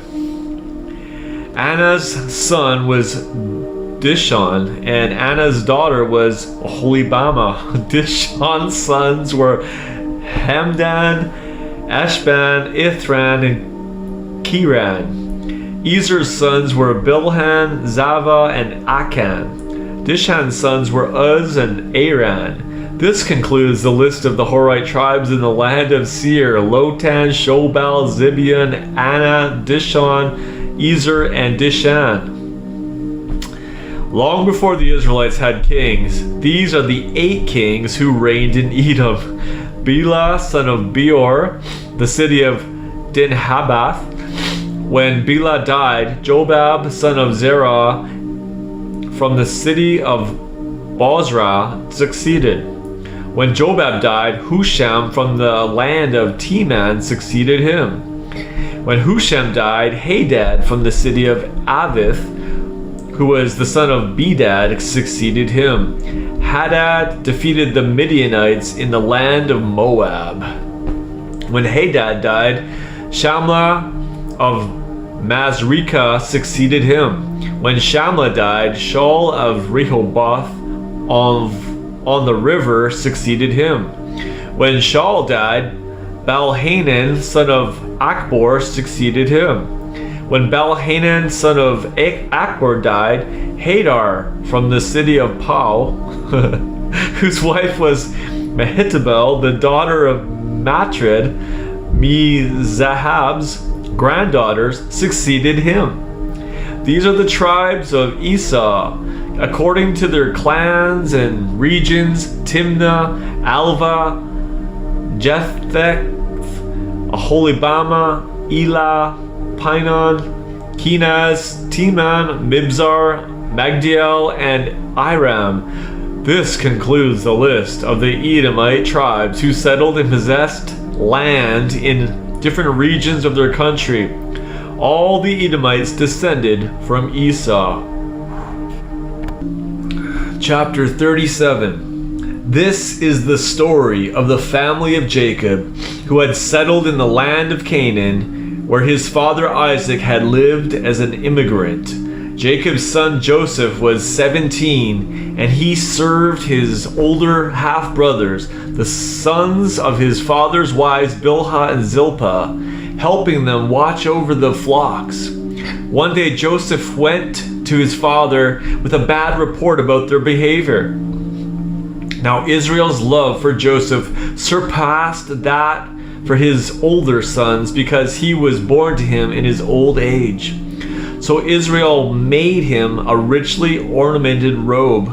When Joseph's brothers saw that their father loved him more than he loved them, they hated him and would not speak a kind word to him. One night Joseph had a dream, and when he shared it with his brothers, they hated him even more. "Listen to this dream I had," he told them. "There we were, binding sheaves of grain in the field, and suddenly my sheaf rose up and stood upright. Then your sheaves gathered around mine and bowed down to mine." His brothers asked him, "Oh, so you think you're going to be our king? Do you actually think you're destined to rule over us?" So the dream that he told them about made them hate him even more. Then another night, he had a dream, and he shared it with his brothers, saying, "Listen, I had another dream. This time the sun and moon and 11 stars were bowing down to me. When his father and brothers heard it, his father scolded him. What kind of dream is that? Do you really think that I and your mother and your brothers are going to come and bow to the ground before you? So his brothers grew more jealous of him, but his father kept pondering Joseph's dream. One day, when his brothers had gone to Shechem to care for their father's flock, Israel called for Joseph and said to him, "Your brothers are grazing the flocks near Shechem. I want you to go join them." "Yes, father, I'll go," Joseph replied. Jacob added, "Go find out how your brothers are doing with the flocks and bring word back to me." So his father sent him off from the valley of Hebron. When Joseph arrived at Shechem and began to roam the countryside looking for his brothers, a man approached him and asked, "What are you looking for?" "I'm looking for my brothers who are taking care of their flock," he answered.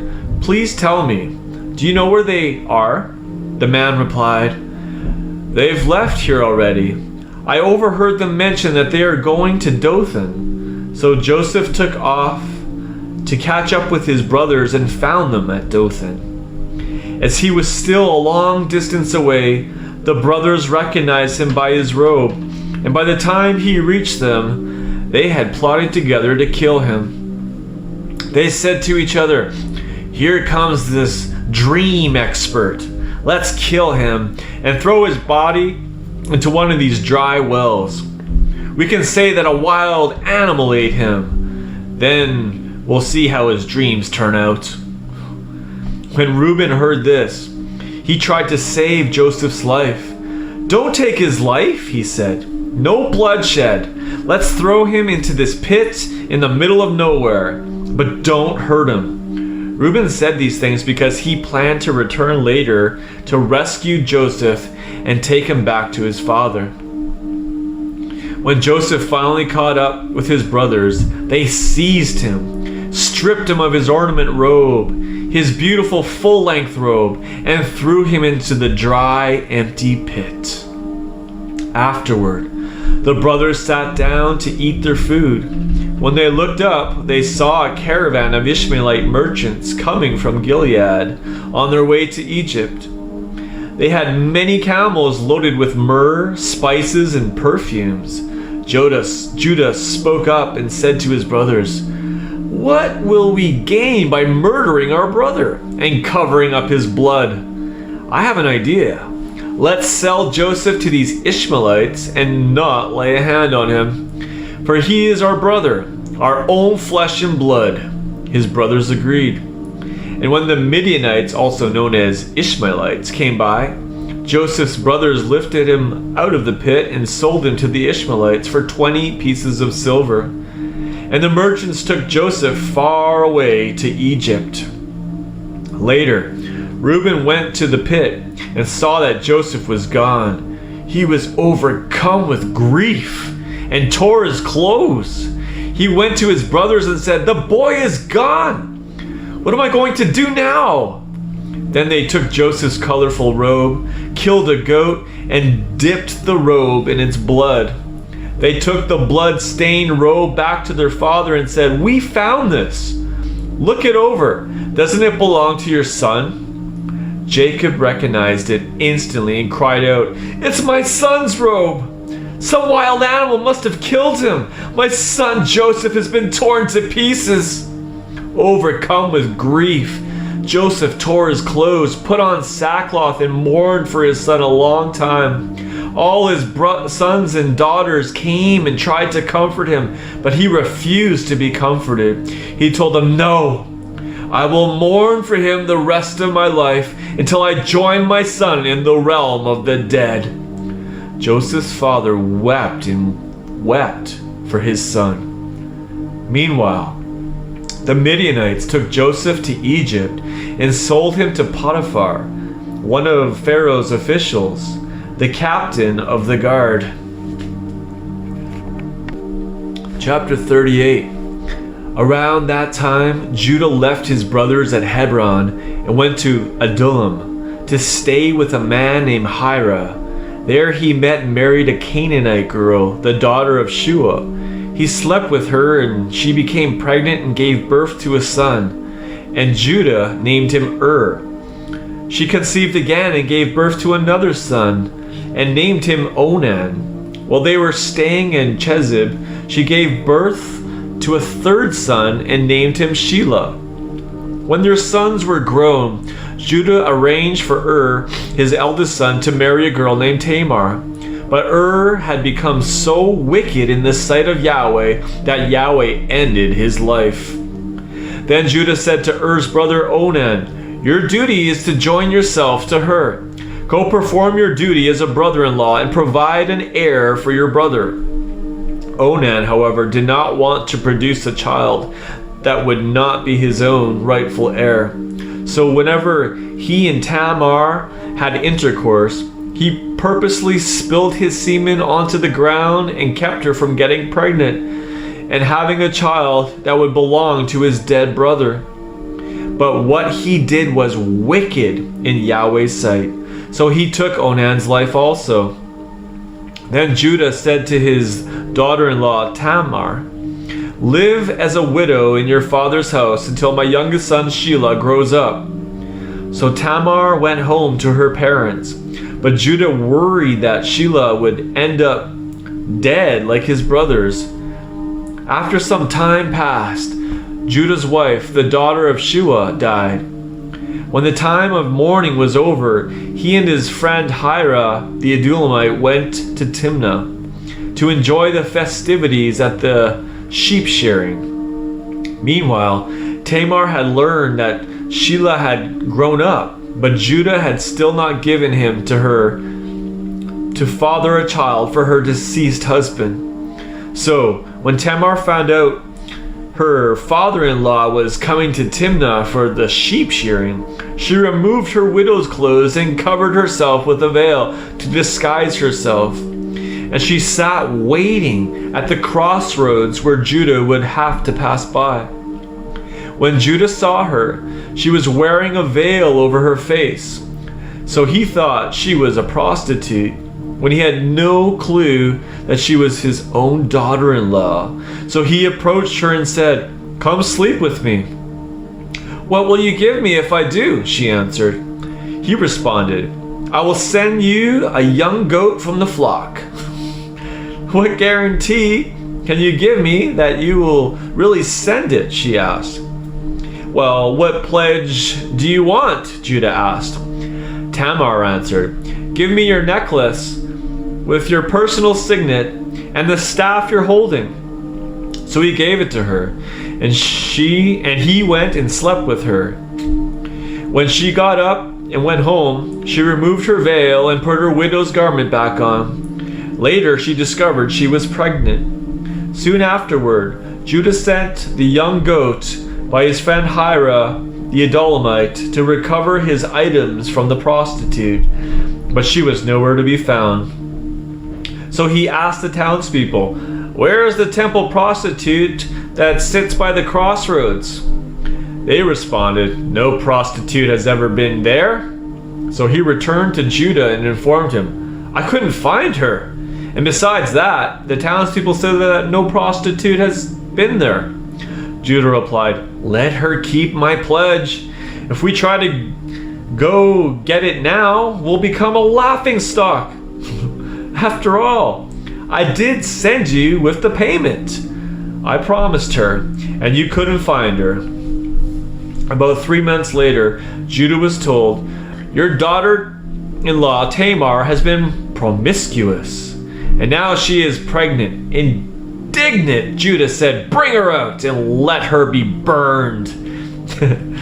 As she was being brought out, she sent word to her father-in-law, "Look, the one who owns these things got me pregnant. See, whose signet staff are these?" Judah recognized them as his and said, "She is more righteous than I, for I never gave my son Shelah to marry her." And he let her go free and never slept with her again.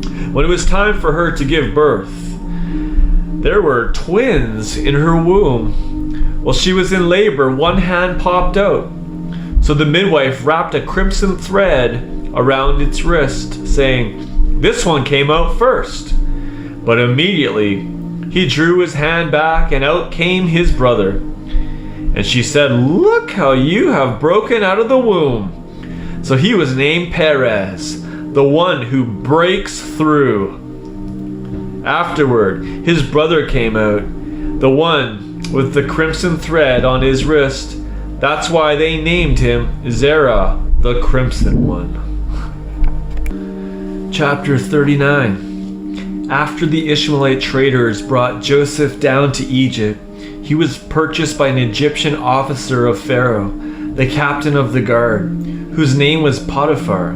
Yahweh's presence was with Joseph, and he became successful while living in the house of his Egyptian master. When his master realized Yahweh's presence was with Joseph and caused everything he did to prosper, Joseph found favor with Potiphar. He was quickly promoted to become the overseer of Potiphar's house and was put in charge of all that he had. From the moment Potiphar anointed Joseph over his household, Yahweh blessed the Egyptians' affairs for Joseph's sake.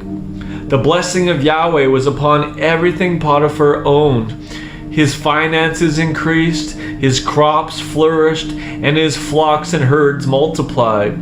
So Potiphar placed all that he owned under Joseph's oversight, and with Joseph in charge, Potiphar had nothing to worry about, except deciding what to eat. Now Joseph was strikingly handsome, very good looking, and well built. It wasn't long before his master's wife noticed Joseph. She demanded, "Come make love with me." "Never," Joseph replied. "Do you realize that my master has nothing to worry about with me in charge? For he has put everything he has under my care. There is no one greater in his household than me. Nor has he kept anything back from me except you, because you're his wife. Why would I want to do such an immoral thing and sin against God?" Yet day after day she was determined to seduce him. But Joseph continually refused her advances and would not even go near her.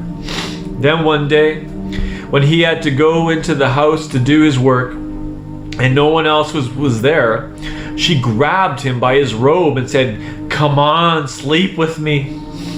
But he abruptly ran out of the house, leaving his robe in her hands. Realizing he had fled, she was holding his robe in her hands. She called for her household servants and said to them, "See, my husband brings this Hebrew foreigner here to make fools of us.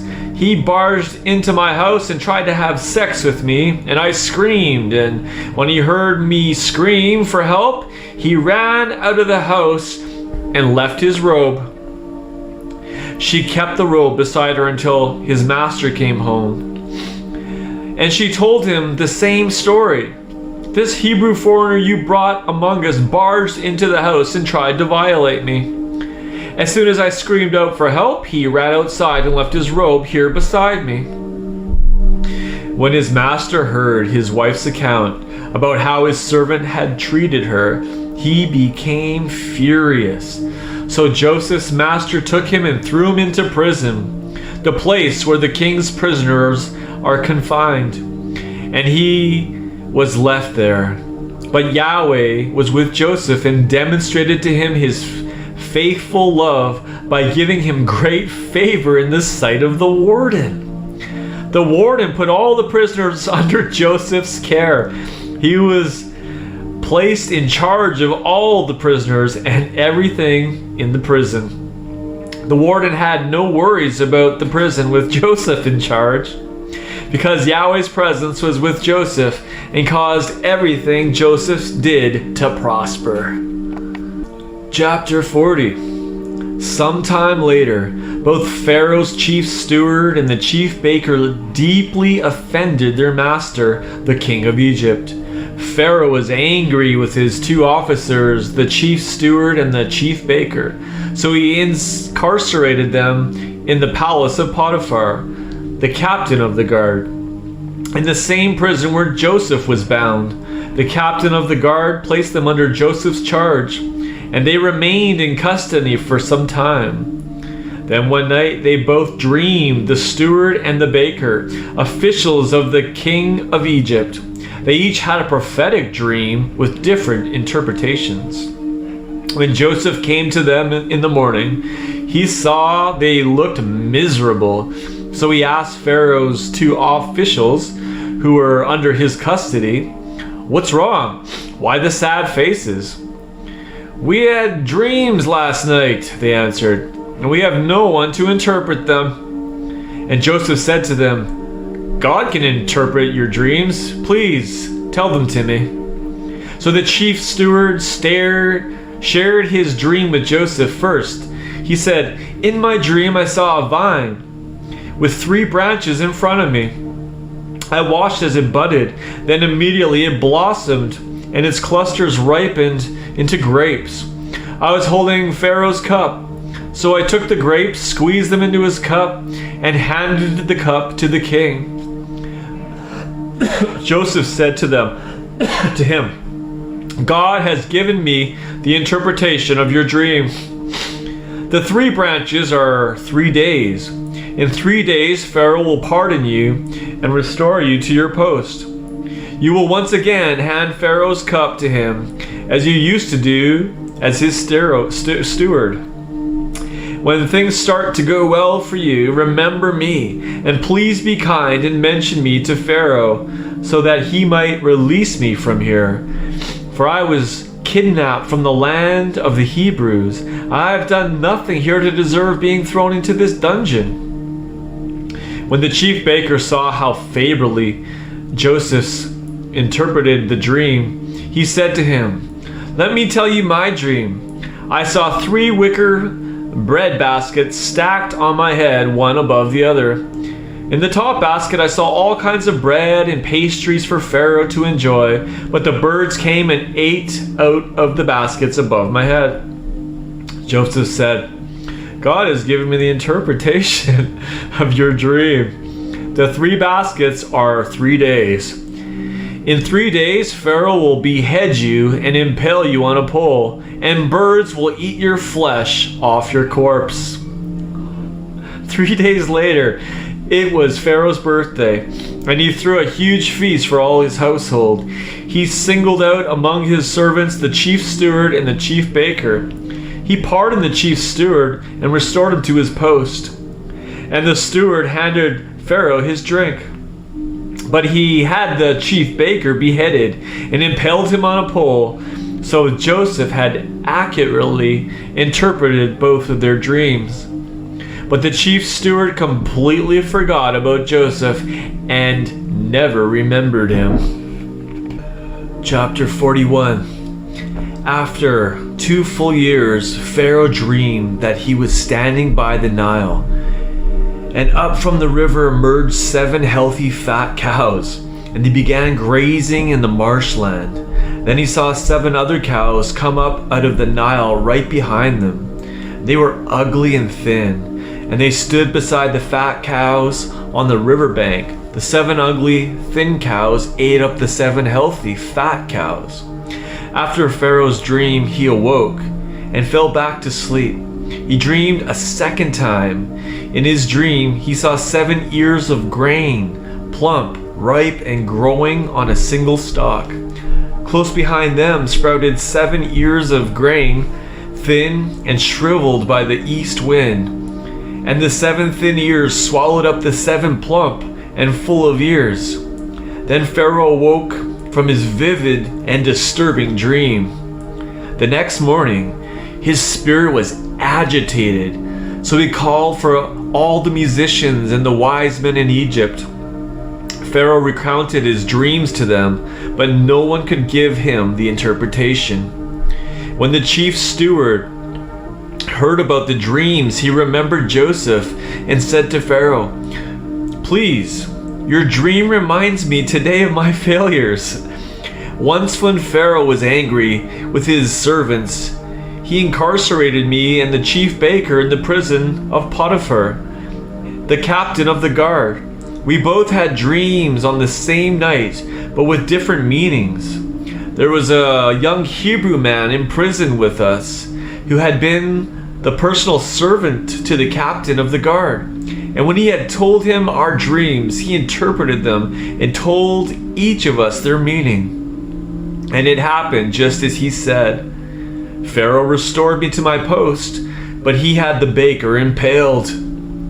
After hearing this, Pharaoh immediately sent for Joseph, and they rushed him out of the dungeon to prepare him to meet with the king. When he had shaved and changed his clothes, he came and stood before Pharaoh.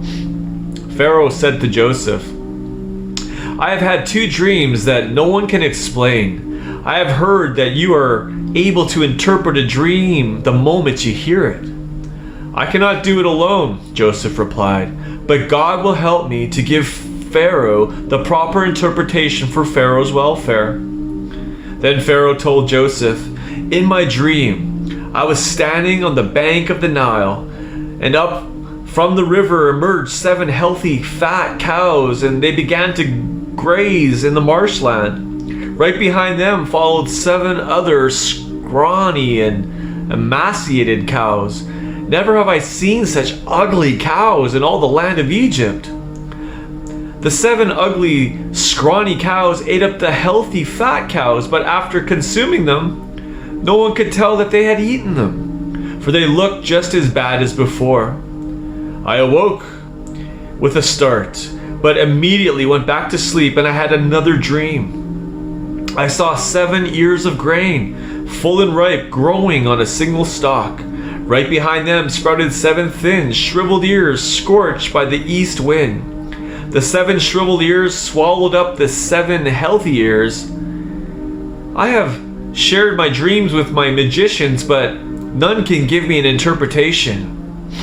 Then Joseph said to Pharaoh, both your dreams tell the same story, for God has prophetically told Pharaoh what he is about to do. Both the 7 healthy cows and the 7 healthy ears represent 7 good years.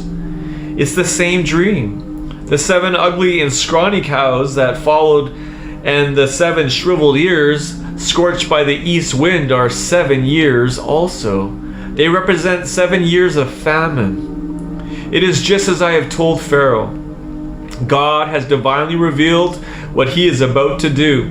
There will come 7 years of great abundance throughout all the land of Egypt, followed by 7 years of intense famine. All of Egypt will forget the former abundance, for all the land will be ravaged by famine. A very severe famine that will not remember the former abundance. The reason that Pharaoh's dream was repeated is that God has determined that it will surely happen, and that he will soon carry it out. Joseph continued, let Pharaoh select a very wise and discerning man and set him over the land of Egypt. Let Pharaoh appoint other officials throughout the land to collect 1/5 of all the crops each year during the 7 plentiful years. Have them gather all the food of those abundant years that are coming, and under Pharaoh's authority, have the grain stored in the cities for food. Store it all as food reserved for the people during the 7 years of famine coming upon Egypt, so that the land will survive the famine. Joseph's proposal pleased Pharaoh and all his advisors. He said to them, where can we find anyone else like this one? For he has the Spirit of God in him. So Pharaoh turned to Joseph and said, since God has divinely revealed this to you, there is no one as wise and full of insight as you. I hereby place you in charge of all my affairs, and all my people will obey your commands. Only I, the king, will be greater than you. Listen to me, Joseph, Pharaoh continued. I am placing you in charge of all of Egypt. Then he removed his signet ring, placed it on Joseph's finger and had him clothed with fine linen robes. He adorned him with a golden collar around his neck. Pharaoh had him ride in the chariot reserved for the second in command, and sent runners going before him, crying out, "Kneel!" In this way, Pharaoh placed Joseph over all the land of Egypt. Pharaoh also said to Joseph, "I am Pharaoh.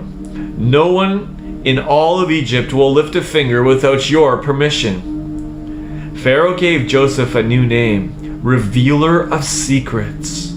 He also arranged for him to marry the daughter of Potiphar, the priest of Heliopolis. Her name was Asenath, and Joseph took charge over all the land of Egypt. Joseph was 30 years old when he entered the service of Pharaoh, king of Egypt. Leaving Pharaoh's presence, Joseph traveled throughout the entire land of Egypt. During the 7 years of abundance, the land produced bumper crops. Joseph supervised the gathering up of all the great stores of food of the 7 years of abundance and strategically placed them in various walled cities near the harvest, where the harvest was gathered. He gathered such massive quantities of produce that he gave up trying to measure it all, for it was like counting the sand on the seashore. Prior to the famine, Joseph and Asenath, daughter of Potiphar, priest of Heliopolis, had 2 sons. Joseph named the firstborn Manasseh, saying, "God has made me forget all my troubles and my parental home." The second he named Ephraim, saying, "God has made me fruitful in the land of my suffering." Eventually, Egypt's 7 years of abundance came to an end. Then began the 7 years of famine, just as Joseph prophesied. Although there was a severe famine everywhere else, food was available throughout the land of Egypt. When the Egyptians grew hungry, the people cried out to Pharaoh for food. Then Pharaoh said to all his people, "Go to Joseph and do whatever he tells you." As the famine worsened all over all the land, Joseph opened all the storehouses and sold grain to the Egyptians, for the famine was severe everywhere. So because of the severity of the worldwide famine, people from all over the world had to come and buy grain from Joseph. Chapter 42. When Jacob learned there was food in Egypt, he said to his sons, "Why are you standing around here staring at each other? I hear there is grain in Egypt. Go there and buy some for us, so we don't all starve to death." So Joseph's 10 half-brothers went down to buy grain in Egypt. But Jacob did not send Joseph's full brother Benjamin with him, because he feared something might happen to him. So Israel's sons were among those who went to Egypt to buy grain, for the famine in the land of Canaan was severe. Now Joseph was the governor of the land of Egypt, which meant he supervised the sale of grain to all the people. One day, Joseph's 10 brothers came and bowed down before him with their faces to the ground. As soon as Joseph saw them, he realized that they were his brothers, but he pretended he didn't know them and spoke to them harshly. "Where do you come from?" "From the land of Canaan," they answered. "We're here to buy food." Although Joseph recognized his brothers, they had no clue that it was Joseph speaking to them. Then at once Joseph remembered the dreams he had about them bowing down before him. Pausing, he said to them, "You are spies. You've come to see where our land is weak." His brothers replied, "No, Master, we've come to buy food. We, your servants, are honest men. We never think of spying. We're blood brothers, sons of one father." Joseph interrupted, "No, you are spies who have come here to find our weakness." "We are your servants," they insisted. We were 12 brothers. Our youngest brother remained behind with our father, and one brother, well, he is no more." Joseph said to them, "It is just as I said, you are spies. And here is how I'll test you. Unless your younger brother comes and presents himself here before me, then as surely as Pharaoh lives, you shall not depart from here. One of you must go and bring me your brother, while the rest of you will remain here in confinement. This way I will test your words to see if the story you have told me is true. If not, as surely as Pharaoh lives, you are spies." He placed them all in prison together for 3 days. On the third day, Joseph said to them, "Do as I say to you, and you will live. I am a man who respects God.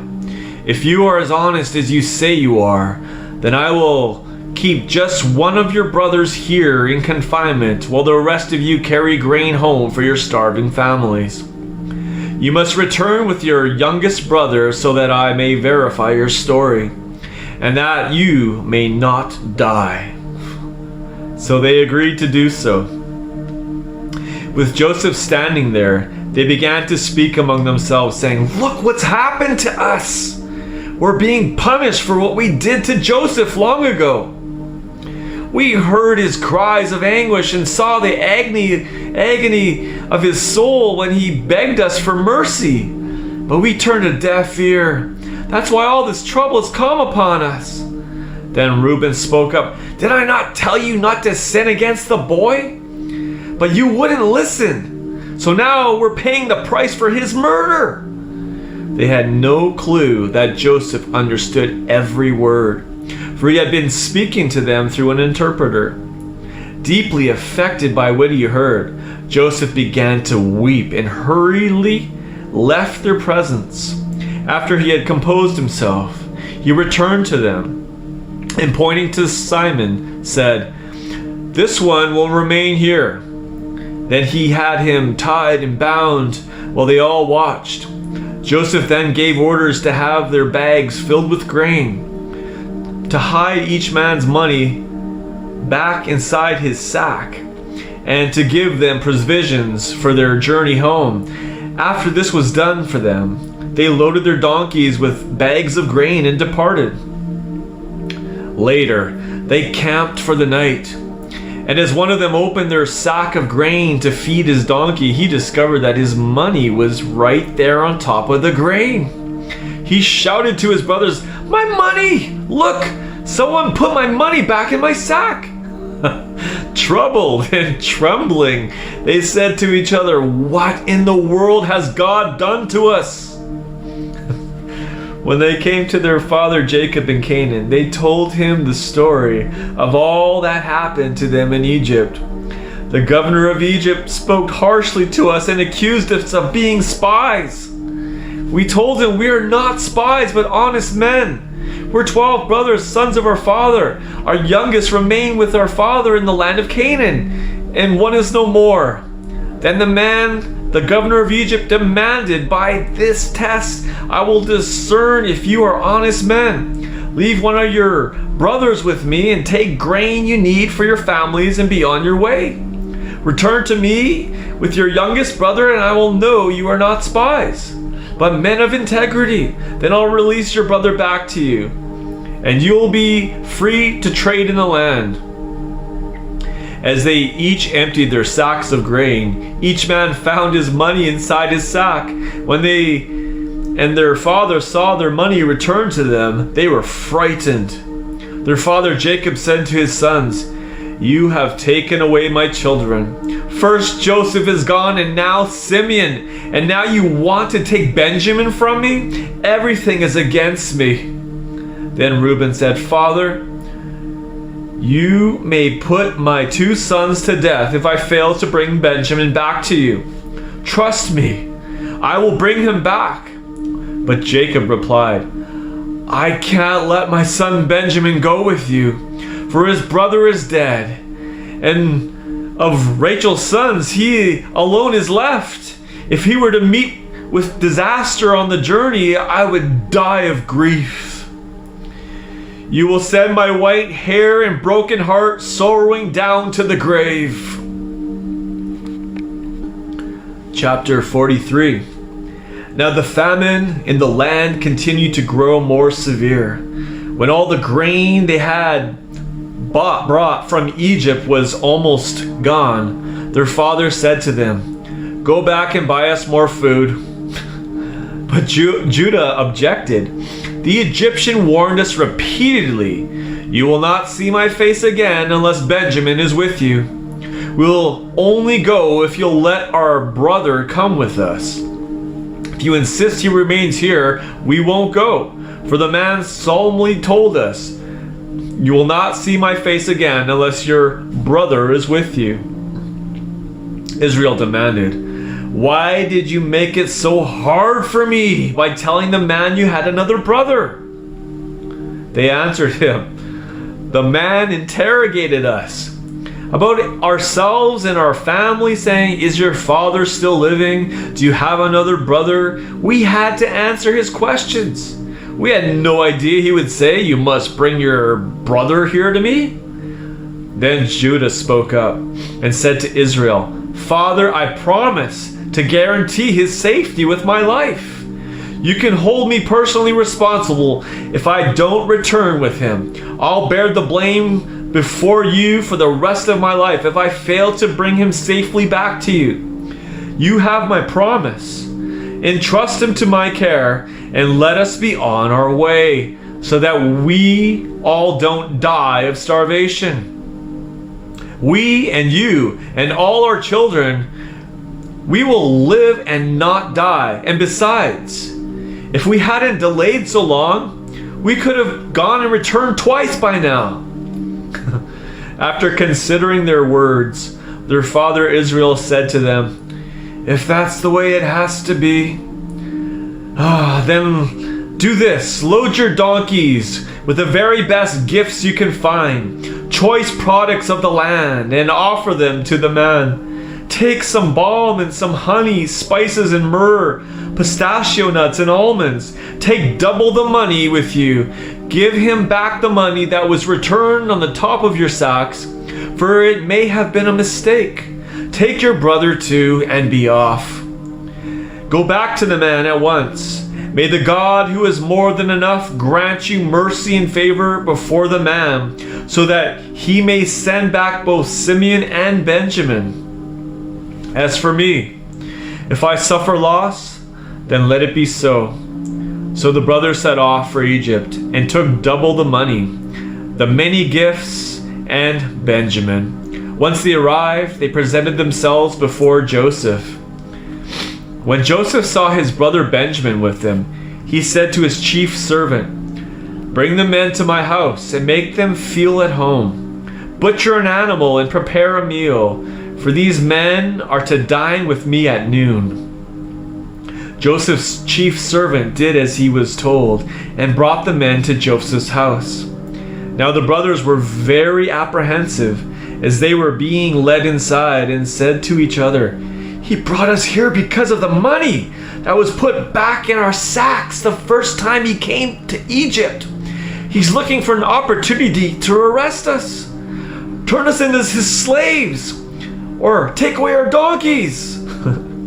So they approached the chief servant and spoke to him at the entrance of the house. "If you please, my lord," they said, "we came here once before to buy food, but on our way home, when we camped for the night and opened our sacks, we found each one's money in the top of his bag. All our money was there in our bags. We know it must have been an oversight of some kind, and we have no clue who put it there. So we have brought it all back with us. Plus, we have additional money to buy more food." "Relax," he replied. "Don't be afraid. Your God, the God of your father, must have been the one who put treasure in your bags. I have received your money. It's all accounted for." Then the chief servant brought Simeon out to them. Then he gave feed to their donkeys and brought the brothers into the house. He gave them water to drink and washed their feet. The men laid out their gifts to present to Joseph, for they were told he would appear before them at noon and would dine with them. When Joseph came home, they presented to him the gifts they had brought with them into the house. They each bowed low before him with their faces to the ground. He asked them how the family was doing, saying, "You mentioned your aging father. Is he still alive? Is he doing well?" "Yes," they replied. "Our father, your servant, is still alive and doing well." And they bowed low before Joseph in respect. Looking them over, he saw his brother Benjamin, his mother's son. He said to them, "So, I see you have returned with your youngest brother, of whom you spoke. God be gracious to you, my son." Joseph hastily left the room, for he was overwhelmed with feelings of love for his brother. And on the verge of tears, he went into a private room and sobbed as tears ran down his cheeks. When he finally composed himself, he washed his face, reappeared, and ordered, "Serve the meal." First, they served Joseph, who was seated apart from his brothers, then the brothers by themselves, and the Egyptians by themselves. It would have been utterly offensive for the Egyptians to eat at the same table with the Hebrews. Now, the brothers had been seated before Joseph in their birth order, from the firstborn at one end of the table to the youngest at the other end. They were all stunned when they realized the seating arrangement and looked at each other in astonishment. 11 plates of food were taken from Joseph's table and set in front of each of them, but Benjamin's portion was 5 times more than any of theirs. They feasted and drank their fill with Joseph until they all became drunk. Chapter 44.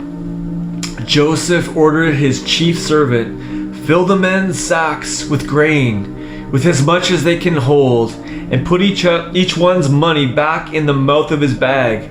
As for the youngest one, place my silver goblet in the mouth of his sack, along with the money he paid for his grain." And he did as Joseph said. At dawn, the men loaded their donkeys and set off for home. They hadn't gone far outside of the city when Joseph said to his chief servant, "Now go at once and pursue the men, and when you catch up to them, say to them, 'Why did you repay good with evil? Why have you stolen the silver goblet from which my master drinks, and the one he uses to discover secrets hidden from men? You have done an evil thing." When the chief servant caught up with them, he repeated his master's words to them, and they answered him, "Why does my lord accuse us of such things? Far be it from your servants to do anything of this kind. Didn't we return from Canaan with the money we found in our grain sacks? Why then would we steal silver or gold from the house of your lord? Look for yourself. If any of your servants is found to have it, then he will die, and the rest of us will become your master's slaves." "Very well then," Joseph's servant replied, "as you have said, but I will show you leniency. The one who has it will be my slave, but the rest of you will go free." Each one quickly lowered his bag to the ground and opened it. Then the chief servant searched each bag, beginning with the oldest and ending with the youngest, and he found the silver goblet in Benjamin's bag. Aghast, the brothers ripped their clothes in despair, and they all loaded their donkeys again and returned to the city. Joseph was waiting in his house when Judah and his brothers arrived. When they saw Joseph, they all fell to the ground before him. Joseph said to them, "What have you done? Don't you know that divination would have given insight to a man like me?" Judah replied, "What can we say, my lord? How can we plead our case? How can we prove our innocence? God has revealed the guilt of your servants, and here we are, our Lord's slaves, both we and the one in whose sack the silver goblet was found." "Nope," Joseph commanded. "Only the one who stole my silver goblet will be my slave. The rest of you will go on home in peace to your father." Then Judah stepped forward and offered, "My lord, please, may I have a word with you? You are the equal of Pharaoh. Please don't be angry with me, your servant."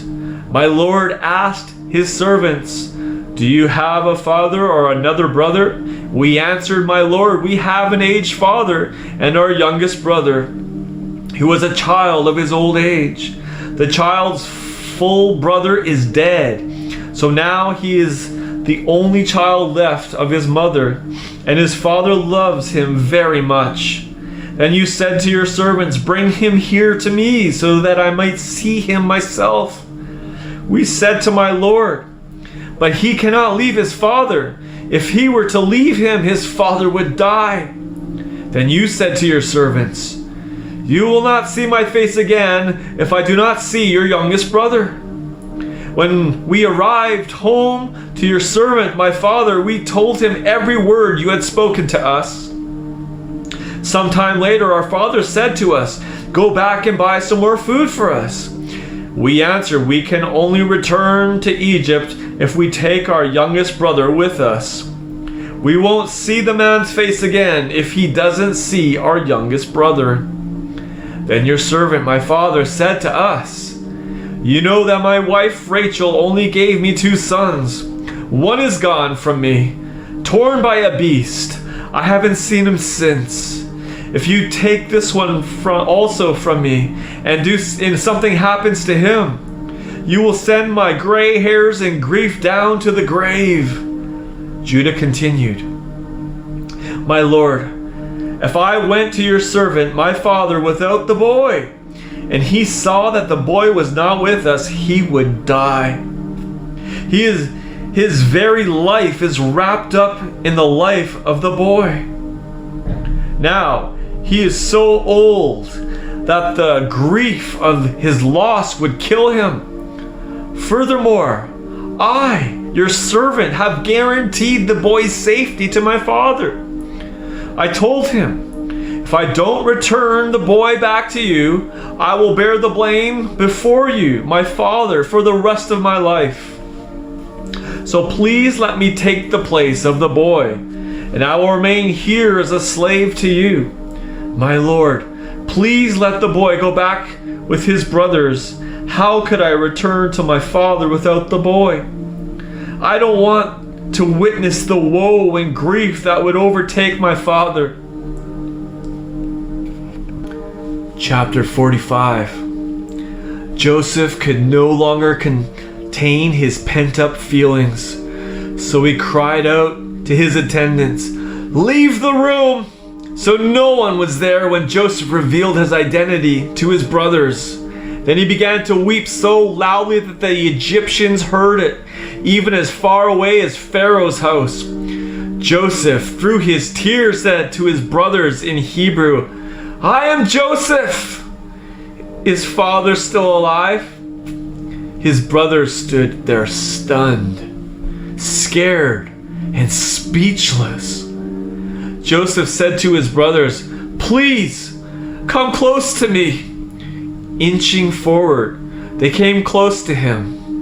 Then Joseph said, "It's me, your brother, whom you sold into slavery in Egypt. I am Joseph. Now don't be grieved. Don't blame yourself because you sold me there. It was God who sent me ahead of you in order to save lives.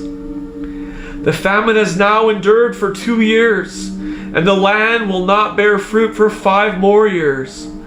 God sent me ahead of you to ensure that you would live and have descendants. He has saved your lives through this marvelous act of deliverance. So it was God, not you, who sent me here. God has made me a father to Pharaoh, the master of his entire household, and the ruler over all of Egypt.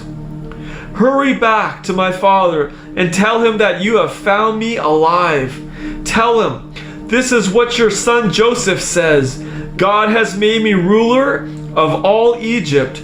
Come to me without delay. You will settle in the land of Goshen, where you will be near me, you and all your children and your grandchildren, your flocks and herds, and all that you possess. For there will be 5 more years of famine, but I will provide all that you need to live in Goshen. You, your household, and all that you have will not live in poverty. My brothers, you each can see for yourselves, and Benjamin can too, that I really am Joseph, for I am speaking to you face to face in your own language.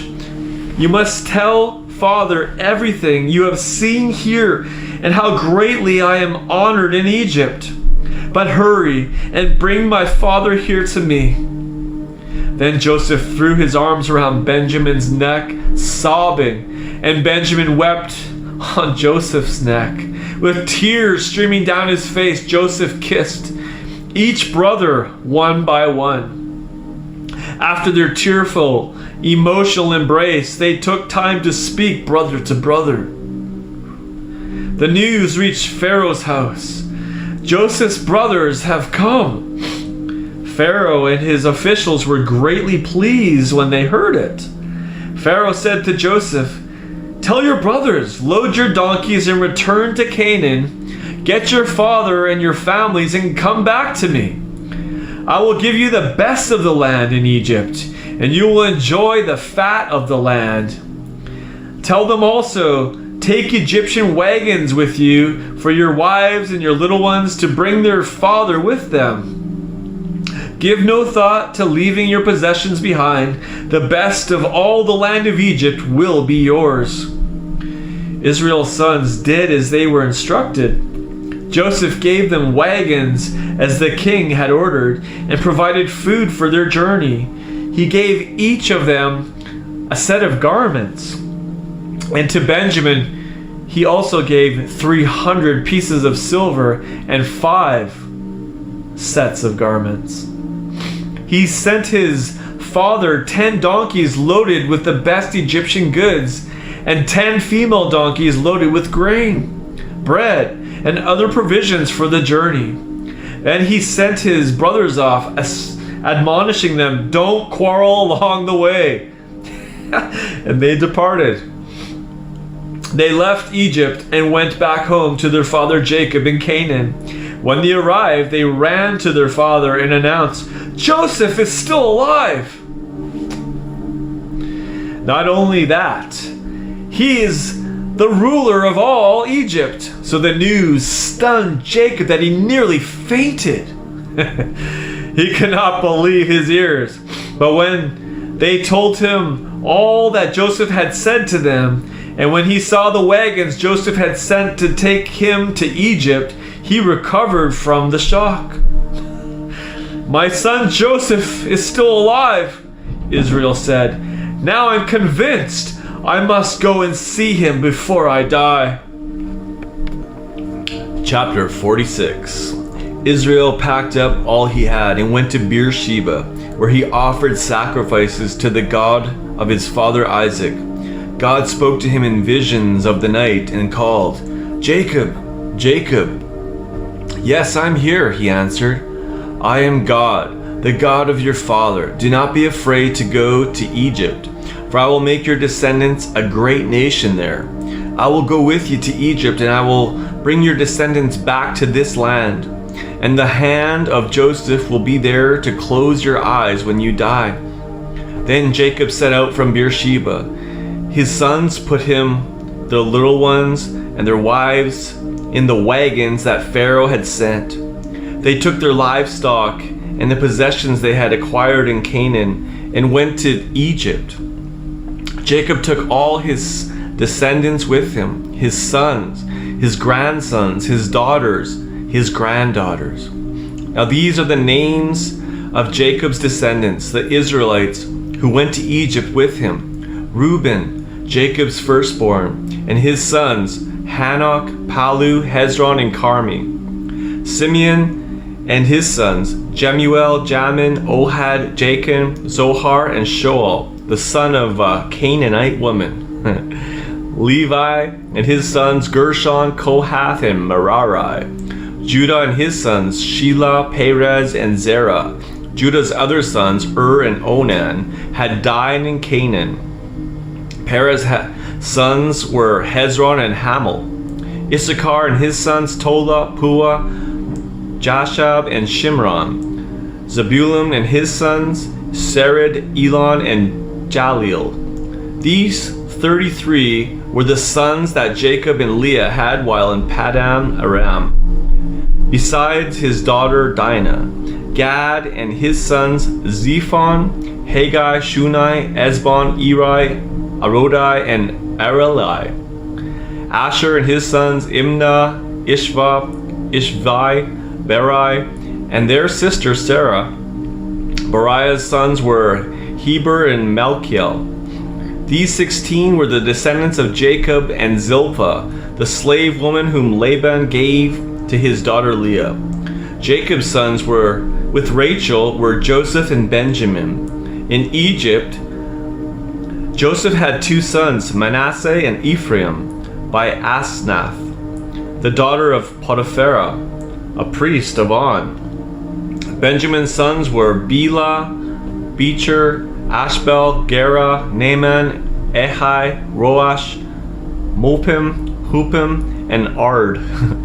These 14 were the descendants of Jacob by Rachel: Dan and his son Husham, Naphtali and his sons Jaziel, Gunai, Jezer, Shillem. These 7 are the descendants of Jacob and Bilhah, the slave woman Laban gave to his daughter Rachel. The total number of the direct descendants of Jacob who went to Egypt were 66, not including the sons' wives.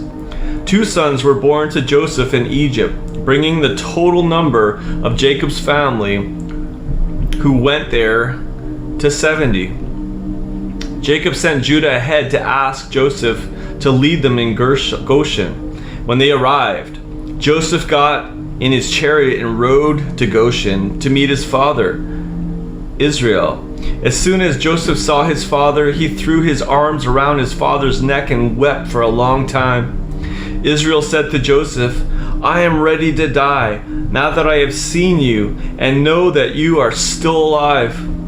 Then Joseph said to his brothers and all his father's family, "I must go and tell the king that my brothers and all my father's family have come to me from Canaan. I will tell him that you are shepherds and take care of livestock, so that you have brought with you your flocks and herds and all you own. When the king calls for you and asks what your occupation is, be sure to tell him that you and your fathers before you have herded livestock all your lives. Then he will let you live in the region of Goshen." Joseph said this because Egyptians despise shepherds. Chapter 47. Joseph took 5 of his brothers with him to Pharaoh and presented them to the king. Joseph said to Pharaoh, "My father and my brothers have come from Canaan with their flocks, their herds, and all that they own. They have made their camp in the region of Goshen." Pharaoh asked the men, "What is your occupation?" "We, your servants, are shepherds, just as our fathers were," they answered. "We have come to stay as temporary residents in this country, because in the land of Canaan the famine is so severe that there is no pasture for your servants' flocks. Please give us permission to settle in the land of Goshen." Pharaoh said to Joseph, "Now that your father and your brothers have arrived, the land of Egypt is theirs. Let them settle in the best part of the land, in the region of Goshen.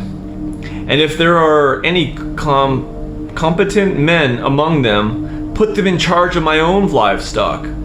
Later, Joseph brought Jacob into the house and presented him before Pharaoh.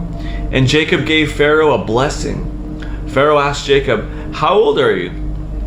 Jacob answered, "My earthly journey has been 130 years. My years have been few and hard, but it doesn't compare to the length of the earthly journeys of my fathers." Then Jacob blessed Pharaoh again and departed.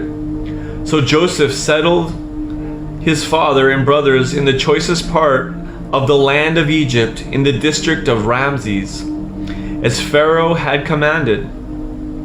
Joseph also provided his father and brothers and their families, down to their little ones, with all the food they needed. Now there was no food anywhere, for the famine was very severe. Both the land of Egypt and the land of Canaan languished because of the famine. And the people of Egypt and Canaan spent all their money to buy grain. Joseph gathered all the money from the sale of grain and deposited the wealth into Pharaoh's treasury.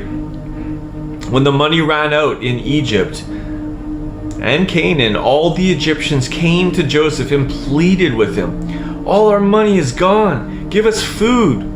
Why would you let us die in front of your eyes?" Joseph answered, "If your money is gone, then give me your livestock. I'll give you food in exchange for your livestock." So in that year, they brought their livestock to Joseph, their horses, sheep, cattle, and donkeys, and he supplied them with food in exchange for their livestock. The next year, they came to him and said, "Master, it's no secret to you that we are broke. All our silver and livestock are now yours. We have nothing left but ourselves and our lands. Why would you let us die in front of your eyes, leaving all of our lands uninhabited? Buy us and our lands in exchange for food. We'll become Pharaoh's slaves and give up our land. Only give us seed so that we may live and not die, and so that the land will not become a desert." So Joseph gained possession of all the farmland in Egypt for Pharaoh. Every Egyptian sold his land in exchange for food, for the famine was that severe. Eventually, the Egyptians had transferred all the land to Pharaoh. Everyone became a slave to Pharaoh, from one end of Egypt to the other. However, he did not take over the land of the priests, for they received royal subsidies from Pharaoh. They lived on the food he provided for them, and that is why they did not have to sell their land. Joseph said to the people, "Today I have acquired for Pharaoh you and all your land. Here is seed for you to sow in the land. But when harvest comes, you must pay 1/5 to Pharaoh, and you may keep the rest for your planting your fields and for food for yourselves and your families, to nourish your household and your little ones." "You have saved our lives," they said. "May we find your favor, our Lord, and we will be slaves to Pharaoh." Thus, Joseph established the law of the land in Egypt, which is still in effect. 1/5 will go to Pharaoh. Only the land of the priests did not become Pharaoh's. Israel and his descendants settled in Egypt, in the land of Goshen. They had many children and multiplied, and they acquired property. Joseph lived in Egypt for 17 years and lived a total of 147 years. When the time of Israel's death was near, he summoned his beloved son Joseph and said to him, "Son, do me this favor before I die. Place your hand under my thigh as a pledge that you will show me kindness and loyal love. Do not bury me in Egypt, but when I go to rest with my fathers, I want you to carry me out of Egypt and bury me where they are buried. Swear that you will do this." So Joseph took the oath and said, "I will do as you say." Then Israel worshipped and leaned on the top of his staff. Chapter 48.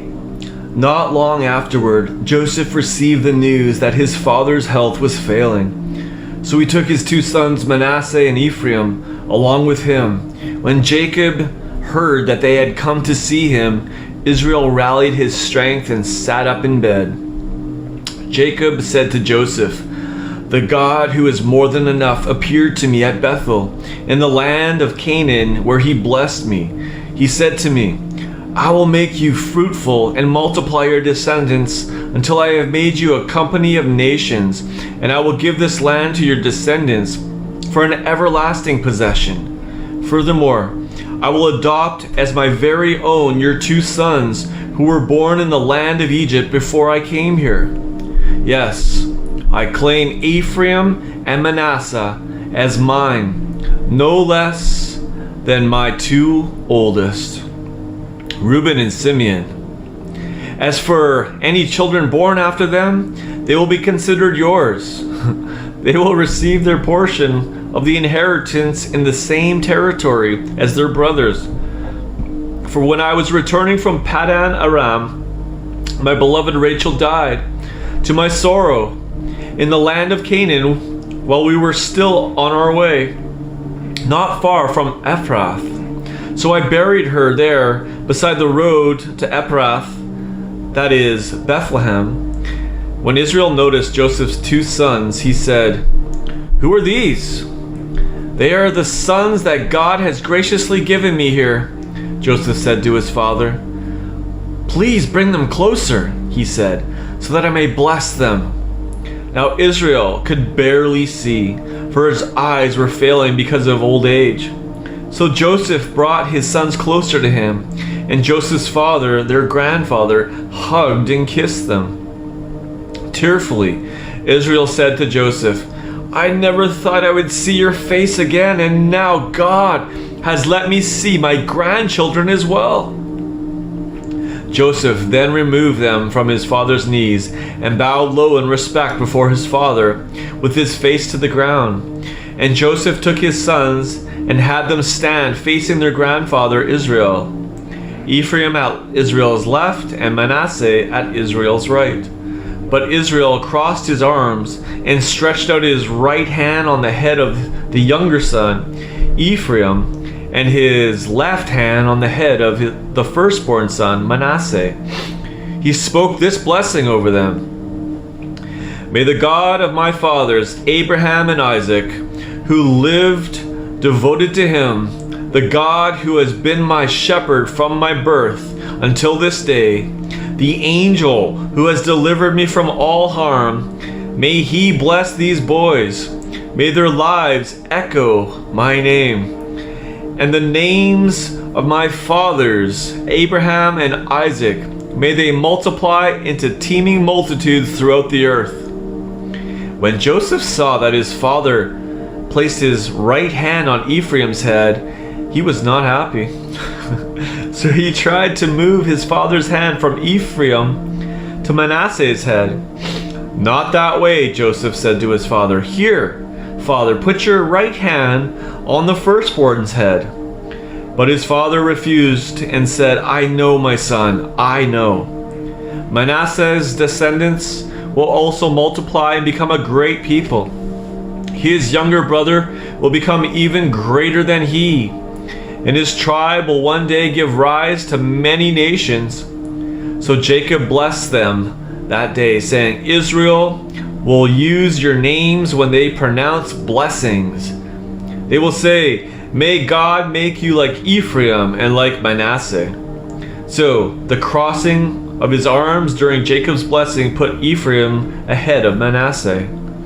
Then Israel said to Joseph, Son, I will die soon, but God's presence will go with you, and one day he will take you back to the land of your ancestors. I will give you one mountain slope more than your brothers, the mountain slope of Shechem. The fertile region I took from the Amorites with my own sword and my own bow.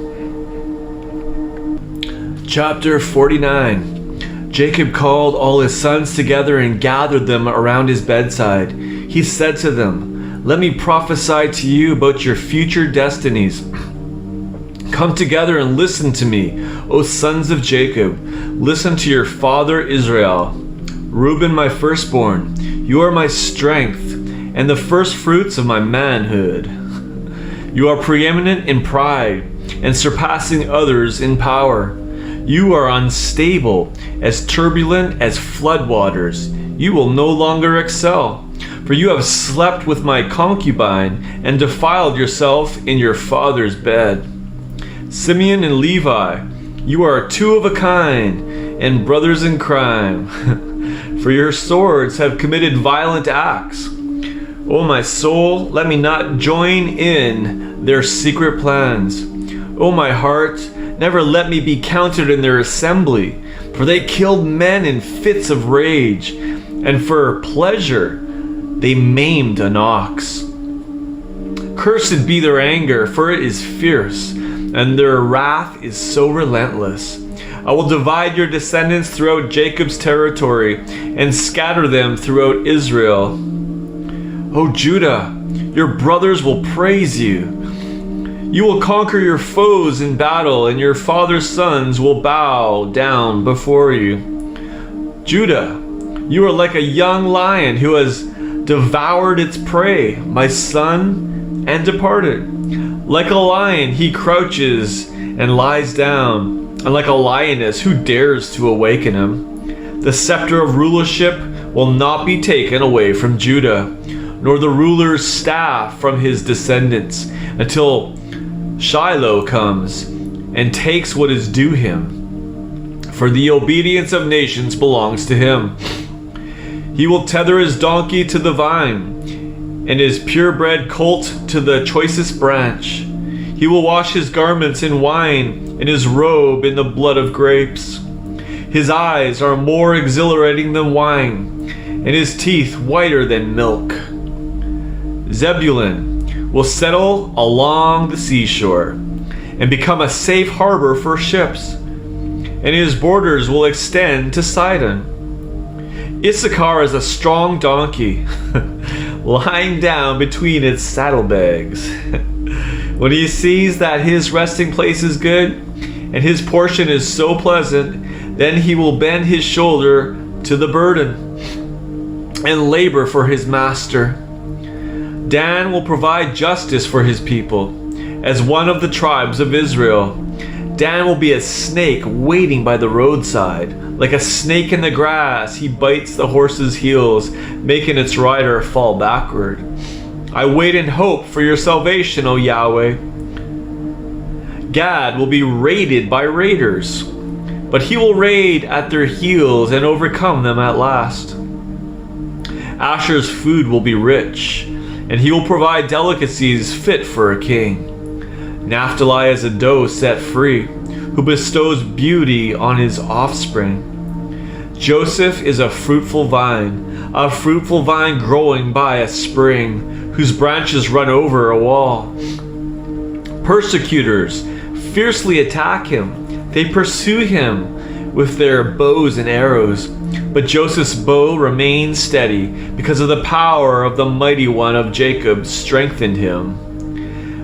By the name of the loving shepherd, the rock of Israel, the God of your father will help and protect you.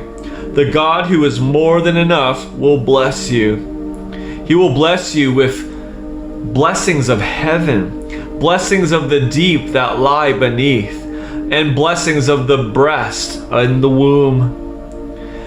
The blessings of your father will be greater than the blessings of the eternal mountains, surpassing the blessings of my ancestors.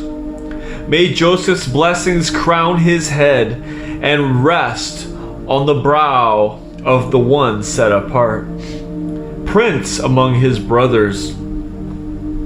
Benjamin is a ferocious wolf. In the morning he devours his prey. In the evening he divides the spoil. All these men became the 12 tribes of Israel. These were prophetic words their fathers spoke to them when he blessed them, blessing each son with a parting word appropriate to them. Afterward, Jacob sat on the side of his bed and instructed his sons with these words: I am about to join my people in death. Bury me with my ancestors in the cave of the field of Ephron the Hittite, the cave in the field of Machpelah near Mamre, in the land of Canaan. My grandfather Abraham purchased that field as a burial site from Ephron the Hittite. My grandfather Abraham and my grandmother Sarah are buried there. My father Isaac and my mother Rebekah were buried there also. And it is the place I buried my wife Leah. So bury me there, in that cave, in the field that was purchased from the Hittites. When Jacob finished his final words of instruction to his sons, he lifted up his feet onto the bed, breathed his last, and was gathered to his people. Chapter 50. Joseph flung himself over Jacob, kissing him and weeping, and his tears fell on his father's face. When he was able to compose himself, he ordered the royal physicians to embalm his father. So they began the required 40-day process. The Egyptians mourned for Israel for 70 days, and when the weeping period was over, Joseph approached Pharaoh's officials and said to them, Please, may I ask a personal favor? Bring my appeal before Pharaoh and tell him, my dying father made me promise that I would bury him in the land of Canaan, in a tomb he had hewn out with his own hands. Please give me permission to go and bury my father. Then I will return. Pharaoh said to Joseph, Go to Canaan, bury your father, and keep your promise to him. So Joseph went to Canaan to bury his father, and all the officials of Pharaoh, the elite members of his court, and all the Egyptian dignitaries accompanied him. All of Joseph's household and all his brothers and their father's household went too. Only the children and livestock remained behind in Goshen. Many chariots and horsemen, a huge entourage, accompanied Joseph to Canaan in a grand procession.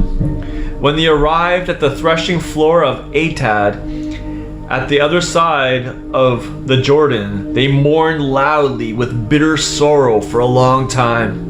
And Joseph spent 7 days there in ceremonial mourning for his father. When the people of Canaan saw the depth of the mourning at the threshing floor of Atad, they said, This is a solemn occasion of grief for the Egyptians, and named the place near the Jordan the mourning of the Egyptians. So Joseph's sons did as they were instructed, and carried his body to the land of Canaan. They buried him there in the cave in the field of Machpelah near Mamre, where Abraham had purchased a burial place from Ephron the Hittite. After burying his father, Joseph returned to Egypt with his brothers and all who had gone with him to bury his father. When the brothers realized they were now without their father, they said, What if Joseph still bears a grudge against us and decides to pay us back for all the trouble we brought on him? So they sent this message to Joseph before he died. Your father left us this instruction.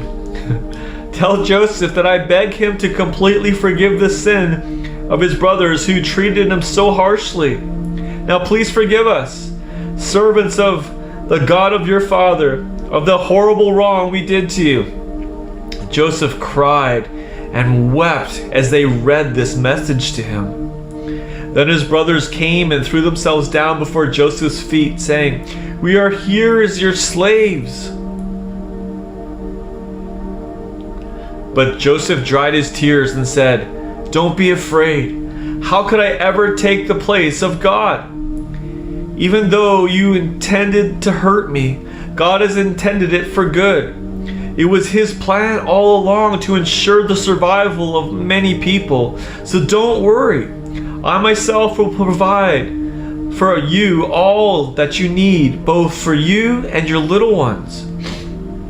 Then, with more kind, reassuring words, Joseph comforted his brothers. Joseph lived in Egypt along with his family and lived to be 110 years old. He lived to see the third generation of Ephraim's children. Joseph also lived to see the children of Machir, son of Manasseh, and Joseph gave Machir's children inheritance rights. Then Joseph declared to his brothers, "I will die one day, but God will certainly come to you and fulfill his promises to bring you and your descendants from this land and lead you to the land he promised to Abraham, Isaac, and Jacob." So Joseph had his brothers, the sons of Israel, make a solemn oath, saying, "When God comes to you, you will carry my bones up from Egypt." Joseph died at the age of 110. He was embalmed and placed in a coffin in Egypt.